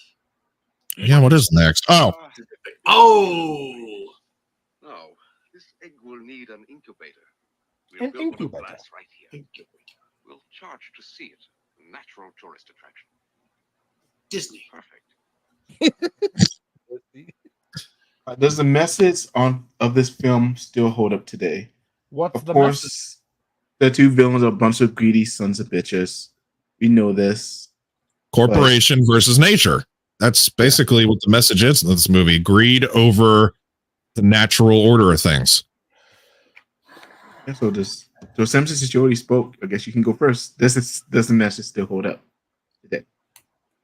I mean, it's a common message. It's, the rainforest being cut down, and I kind of have a moral thought of, like, I don't think zoos should exist, like putting animals in an enclosure for people's entertainment. I mean, that's exactly what this was. It's and I'm not a hippie or anything. It's just kind of like, oh, look at the little baby dolphin. Let's put it in a fucking kiddie pool. Yeah, that's what the message is, isn't it? Isn't that what that's what I think it is? It's greed versus nature, and eventually it'll come back and bite you on the ass, which it did in the form of a giant radioactive lizard. And then the damn egg hatched anyway. So, and that's what the fairies were worried about. They were like, we don't want y'all to get hurt, because it's going to be it's a defenseless little thing, and it's going to be born and hungry, and it might accidentally kill somebody. So if you give it back, that's not going to happen. And Walt Disney was like, fuck that. That's my egg, bitch. And so, I mean, that's exactly what it is. So yeah, it does hold up, because it does exist in our society. Greed over the natural order of things. And yeah, I suppose. And now my brain died, so I'll let somebody else answer. I like As far as my thought processes can go. that's a good way to wording it, Samson. I agree. Yeah, not that Oh, for message. Pete's sake, Jordan. I'm sorry, Joe. Jesus Christ. Here you go. Finish my whole bottle. Okay, continue. There. Oh my gosh. Is that better for you? Yes. Anyways, I do agree that the story does live up. All right, it's still one that is still being talked about to this day. Samson, I know you don't know about this. Eric, Joe, and Adrian do. One of the first friends I've ever made was definitely a force of nature. Her name was Karen, and she was an African elephant. I first met her when I was 2 years old, and from that point on up until where I was 21, was the last time I saw her. She unfortunately passed away. And again, we talk about, the greed, man versus nature, and it will come back and bite you in the ass. And for sure, it's definitely biting them in the ass now because they're facing a huge lawsuit now. You know what I'm saying? If I could go back in time with the mindset I have now, back to when I was 2 years old, I would definitely have not have supported, the financial benefits to that company that owned Karen. Again, that it's a quote that's still being talked about very, very heavily. It was a lovely message to try to spread awareness to that. Again, it's man versus nature. We need to let nature take its course. We should not interfere with it. And yeah, that's my take on that. It's definitely again a message that holds up very, very strongly and very effective. Yeah. Who? Jojo. Oh, okay. Sorry. It was super quiet. Does the message hold up? I don't know. I believe in trophy hunting for animals, giraffes, rhinos, elephants. Man. Yeah. I believe in capitalistic greed. So Oh God. yeah. No, I mean, listen, I do think that the message, I guess, holds up. And I do think that there is a even larger segment of fans that probably would agree with this message even more so today than Damn hippies. 60 years ago. So yeah, I think it could resonate, and I think that it does hold up. I think that there's a lot of people. I'm not saying right or wrong, but just a lot of people that think corporations are too greedy, and that we should do more for the environment. And and I also kind of agree with Samson. I don't know if I necessarily like zoos. It is kind of sad if you think about it, like the orcas and the little pools, and except for snakes. I think we should kill all snakes, but other than that, Tarantulas too. Oh, tarantulas, snakes, tarantulas, all monkeys. Y'all are well. Yeah, ape will rip your dick off, so those things need to be caged up. Yeah. I just recently watched a really terrible documentary about a specific orca. It was the one that killed that girl at SeaWorld back in the 90s. Oh, Blackfish. Blackfish. Yeah, I watched that, and it gave me a bigger, greater like appreciation, like sorrow. Felt like the fact that this is pretty terrible that we do this shit, and the fact that zoos and stuff still exist. It's not cool. It's not great. You can see the looks on these big, like gorillas, putting them in confinement. Them things got feelings. I don't know about these fucking worms, but a gorilla does. Yeah. And I don't, I hate to have to admit this, but I'll agree with Leslie when he says the message of helping your fellow man and sometimes having to swallow your pride. Yeah. So I guess it. Yeah, it definitely holds up. I think another big message is karma. Karma comes back on the wicked, honestly. My name is Earl. And Happy Enterprises and what happened with them and everything, trying to make a quick buck or a quick $1 million or whatever, off of a life form that's that's this egg, and everything, and just trying to spin it in their way, basically bought the egg for super cheap, way less than what it would have been, or should have been, honestly. So how many eggs was it? And stuff like that, to trying to make millions off of charging people just to come look at the egg. And then all of a sudden, with this greed and everything like that, comes back on them because this so-called friendship, partnership, just kind of does a 180 and they turn on each other because they're disloyal to each other. They're trying to scheme against one another for money because let's face it, money rules everything, and that's even till this day. It'll probably never ever change. I still believe that, and still will believe in that, because you can't really do anything without money, honestly.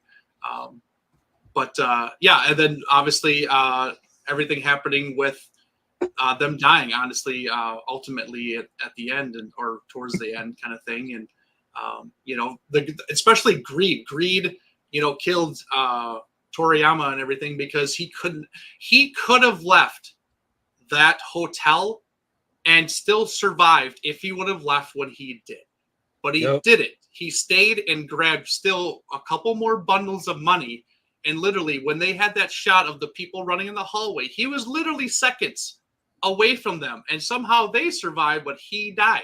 It's just like, if he would have just left the money and just got out, he could have survived, been alive to make more money a different day or whatever, but he didn't. The greed got a hold of him and everything like that. And I think that's kind of a very powerful message in the film, where, greed is going to kind of controls a lot of people and stuff like that. And you can make either bad decisions on it and basically can cost you your life, honestly, or it just kind of rules your whole life, and you do things based off of that stuff. So yeah, it's a lot of messages in this film were great, and I stated it earlier. I didn't want to go into them just in case we ever did kind of talk about them and stuff like that. But yeah, like Leslie said, helping your fellow man and everything like that, compassion and everything like that to others and stuff like that. Like I stated with the Shobijin and stuff like that. It's them realizing, hey, like we need to change our ways and actually come together, because we are all on this earth together and stuff like that, and we need to survive and come together right now. Yeah, they definitely to this day live up to it, everything. And like I said, there were great messages in the movie, and there's, like I've stated before, there's a lot of layers into Godzilla films that a lot of people don't understand, and maybe won't never understand because they don't want to give it the benefit of the doubt or the chance and stuff like that. But if you sit down and actually watch a lot of these films, there's going to be a lot of stuff actually going on besides, a giant monster destroying a city or two giant monsters fighting and stuff like that. So yeah, yes. I think the greatest message of all from this movie is keep your money in the goddamn bank. I mean, it was the 60s, Samson. So yeah, that's true. They expect. Okay. They did, but cash is king. Cash is king then. Cash is. But no, I agree with y'all too. The message does hold up because people are still greedy as fuck nowadays. And like you said, Eric, karma comes back to the wicked, and they definitely got their karma. That's probably the most satisfying death of villains I've seen in a kaiju movie. Next to Gamma versus Barugon. Thank you. I was like, there's one other one. Oh yeah. But the death in this movie was definitely satisfying. And also, like Leslie said too, I mean, helping your fellow man, and in a sense, even asking for forgiveness too. Because I mean, without that big speech from the Jesus Christ, from the photographer, without her speech, they was going to help them. This is going to let everybody just die. So without her speech and Takarada's speech, and them actually swallowing apart and apologizing and asking for forgiveness from the fairies, everybody probably could have died without doing that. And honestly, to add on to that, like asking for help, that's a big thing that people are still learning about doing and stuff like that these days, where everybody thinks they have to do it on their own and everything like that, and they don't understand or realize that there are other people out there willing to help or can help, or just extending that olive branch and helping somebody who's in need, or just someone to talk to or whatever. Like a lot of the stuff is with mental health and stuff like that nowadays and stuff like that. Like just knowing that, hey, there are people that can help, will listen, whatever. Like I think that's a big thing too, is just asking, swallowing the pride, asking for the help, swallowing the personal pride, and actually, hey, like we need help, we need help doing this and that and whatever. So it's kind of a big thing too. Yeah, it's because the boomers all taught us that we have to just fend for ourselves. It's their fault. Oh, that's true. Which I still think I never had to have help when I grew up. That's still a good mentality to have. Also, at the same time, so. All right, so that was the last question. I'm sorry. Go ahead, Samson. I was like, so can I ask you guys for some money or what? No. What, you said to ask for help? See, the way my bank account is set up right now. And Leslie did add one more. Also, there's a message of bravery where Mothra chooses to go up against a monster where she knows she won't be able to win, but she fights him anyways. That was awesome in and of itself. Very true, Leslie. Because Mothra knew she was going to die for sure. What? Is that bravery or is that like mother instinct? Sacrifice.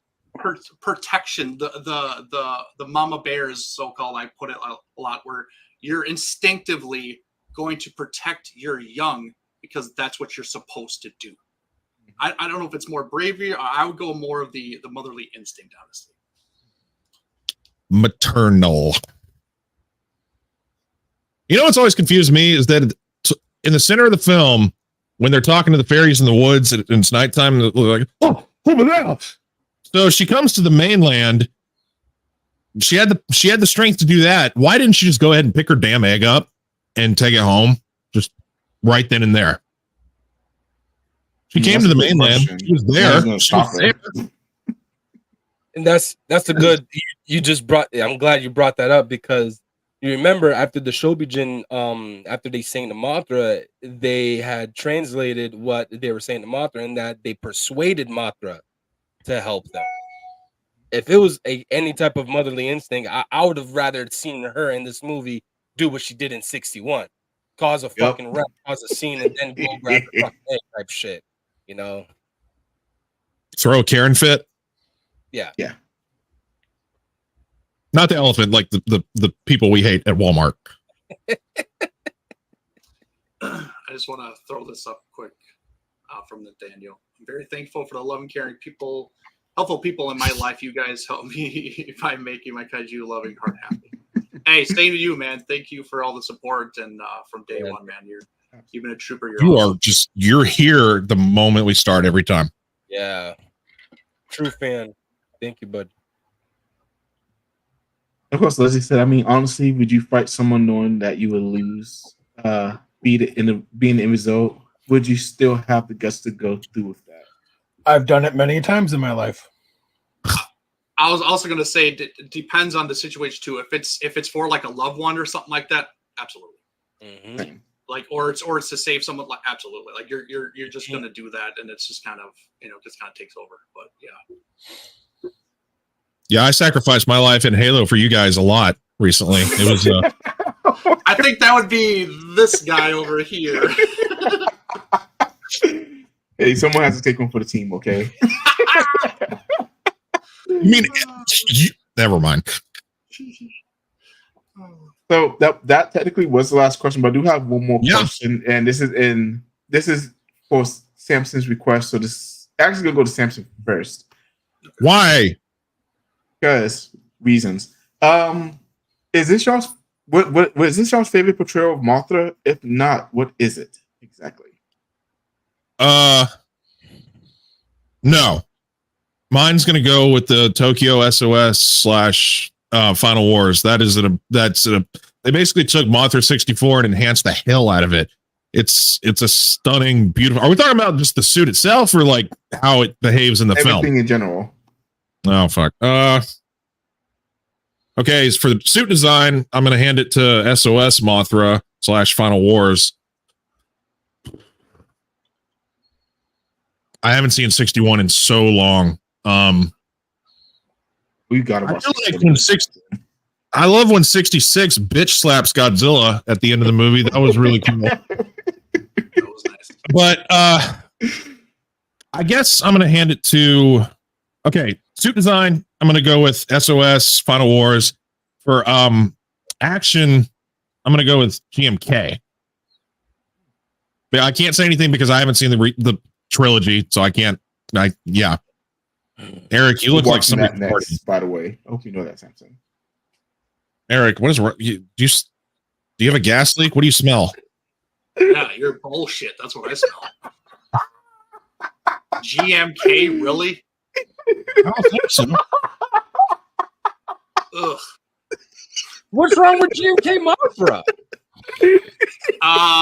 There's not nearly as much wrong with GMK design. Mothra as there is GMK Ghidorah. Oh, thank you. Yeah, true. That's another statement. Joe, you want to go next? I think my favorite Mothras are from the Rebirth of Mothra trilogy. Probably the first one. The first and third one. Leo, you're talking? Yeah, Leo as a larva and as an adult. I just love the tenacity. You know, she goes in on Death Ghidorah and just completely overpowered, but he's just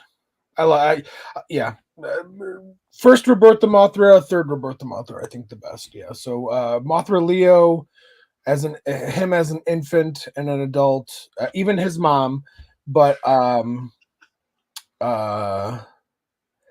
then I really like Rainbow Mothra, Armor Mothra, and Rebirth of Mothra 3. Hold on. For me, it goes 64, Rebirth of Mothra, and GMK. All right. Rick.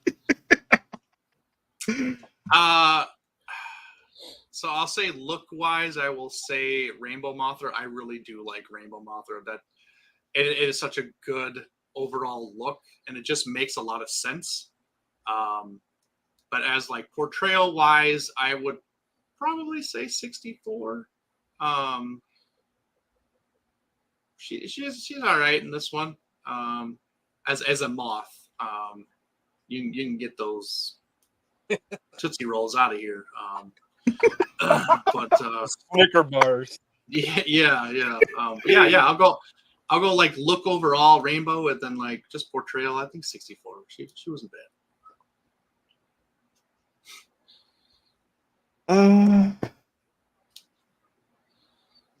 Dang, now I stopped myself.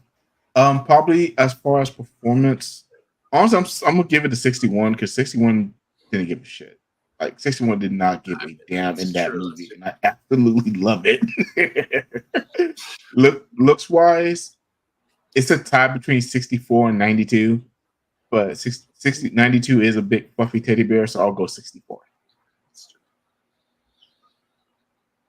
But does anyone else have anything else to add before we close up shop today? This dude does. He does. Yes, I have one more quick question, because this has bugged me for years. I have heard people talk about this. I don't agree with it at all. I think I've even talked to this with me and Joe on the side and everything. Real quick, Eric, to answer Varzilla, Mothra Leo is male. It's a male. Yeah, male. Yep. Mm-hmm. Sorry, go ahead. He's a big man. Oh, I didn't mean to do that. Sorry. Okay. So in the very beginning, when they're cleaning out the debris from the typhoon and stuff like that, and the reporter comes across that circular object, and it's all radioactive and everything and stuff like that. In your opinion, what is it? It's a piece of Godzilla's dorsal plate. Yeah, same. It looks like a chunk of one of his dorsal plates, just like a little flake or a piece. It's not one of his scales. It's not a Mothra piece. It's not part of the egg. It's a piece of Godzilla's dorsal plate, because that's the only texture and color that it looks like. That iridescent, bumpy. Yeah, that's what it is. I'm with him. I think it's. I've always thought it was a piece of Godzilla's dorsal plate. It's Godzilla's foreskin.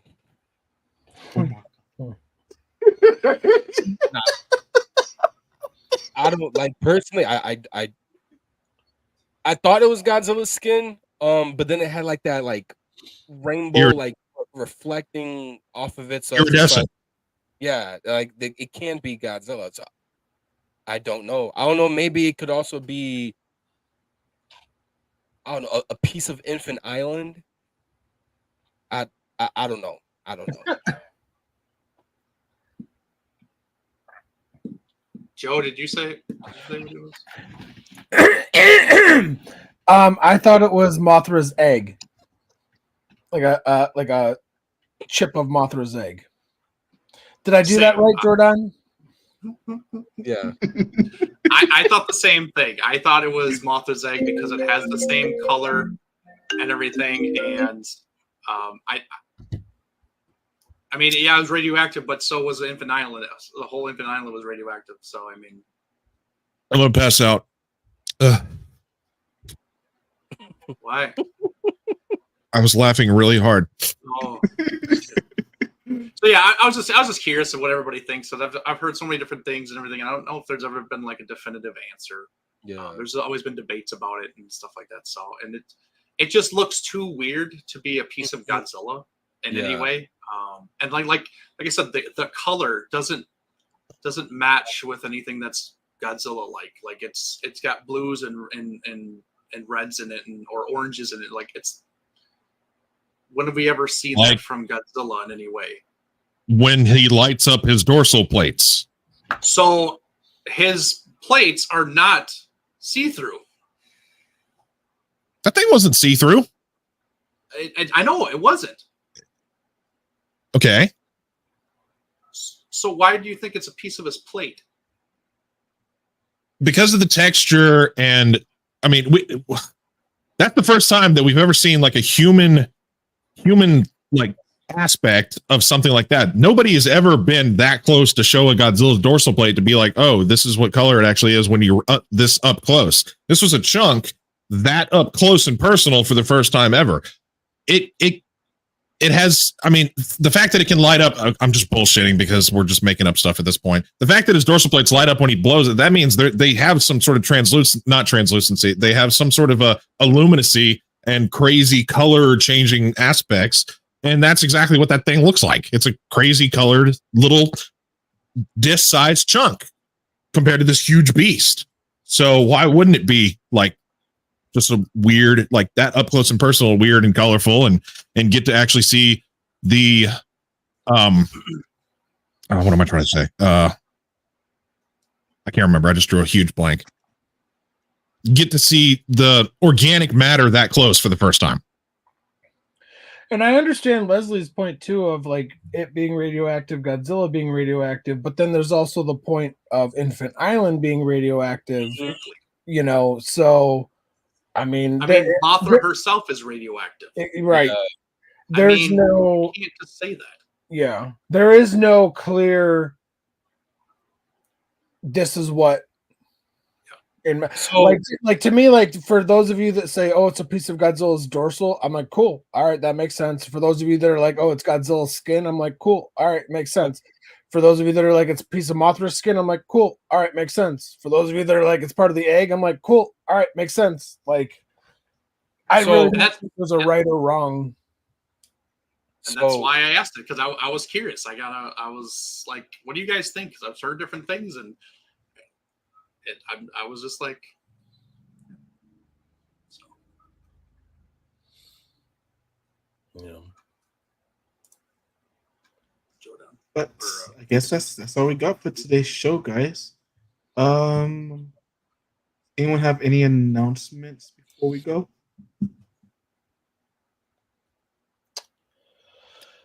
I know as of right now. Oh, go ahead, Joe. I'm sorry. No, I don't really got anything. I guess Jordan, you can go first since you kind of have something going on next week. Yes. So, you guys are to all our viewers, you guys are going to be the first ones to hear about this. I have a interview set up with John Aoshima, who is the co-director for Ultraman Rising.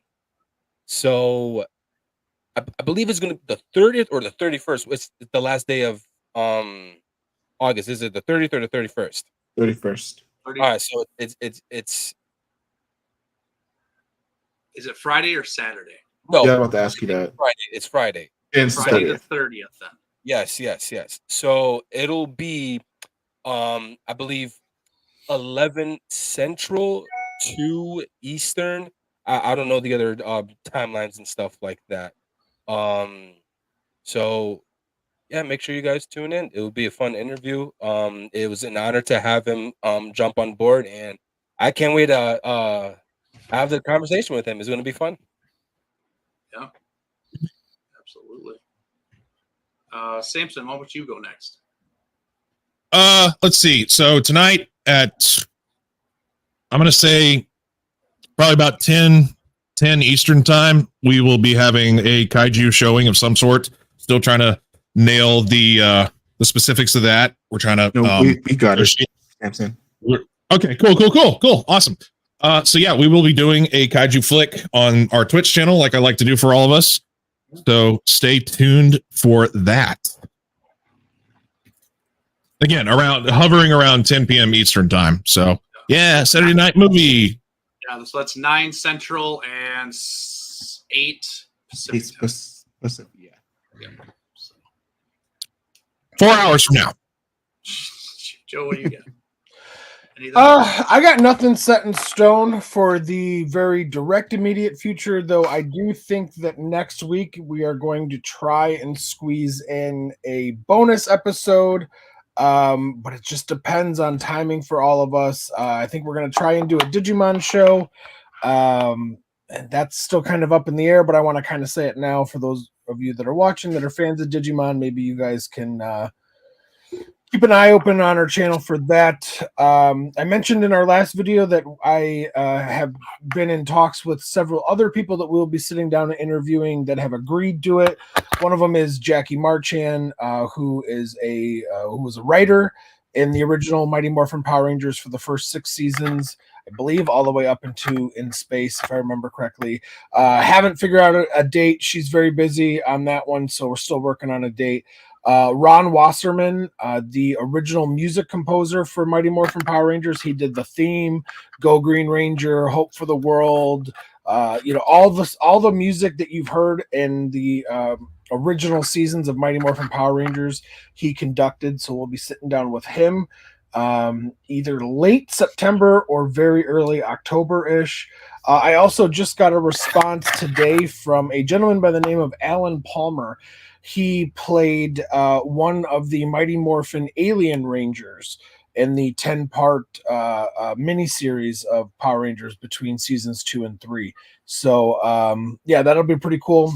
I sit down with him. He agreed to it. That's not going to be until December because he's actually traveling a crap ton for work. So, sorry. I got a phone call. It knocked me out.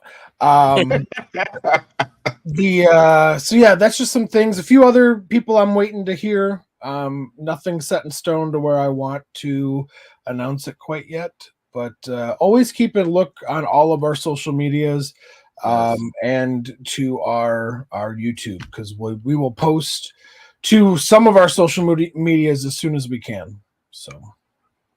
And honestly, look through the archives, because we've sat down with a lot of really interesting people and had a chance to talk with them about on a vast array of topics, So whether it's actors from Power Rangers or Godzilla, or people behind the scenes of Power Rangers, Simon Strange from the Atari Pipeworks Godzilla games, Stephanie Naldalny from Dragon Ball Z, David Fielding, Zordon from Power Rangers, Alan Henry, Kong and Scar King. We've sat down with a plethora of people so far and are looking forward to the rest of 2024. So, absolutely. Think you got any? Holy cannoli. No, not really. I mean, just follow all of our socials. Maybe soon we'll do another group unboxing or box day kind of thing. Maybe get something set up. I know Jordan has some stuff. I have some stuff. Moderators, Celeste has some stuff. Joe, I'm sure you have something if you want to show off and everything like that. But yeah, we'll probably set up something here in the near future and stuff like that. But yeah, just look at all of our socials. keep in contact with them, follow us, like us. You know, we are on almost everything. So yeah, go check us out there on Monster with Attitudes, and yeah, lots of great and exciting things looking forward the rest of 2024. So yeah, stay tuned. And then last thing I think we have the show set in stone. I'm not 100% sure yet. We got to talk about it. But at least as of right now, September 28th, a couple years ago, we did a discussion of the best X plus 30 centimeter discussion. And we had a lot of figures that we was able to include in there. So we're doing a part 2. We'll be voting on, at least for this round, what we think is the best 30 centimeter Godzilla figure. So I'm really excited about that because Lord knows we love our toys. All of us do. So it'll definitely be a fun discussion. I know the last one it got pretty heated. We got to pretty fun debates. So this show would probably be just as fun, if not more. So I'm definitely looking forward to that. And I guess that's all I got for today. Always remember, guys, everybody has an opinion, good, bad, or indifferent. But at the end of the day, just remember to always embrace the attitude. The attitude. Thanks, everybody. Thanks, everybody. Good night.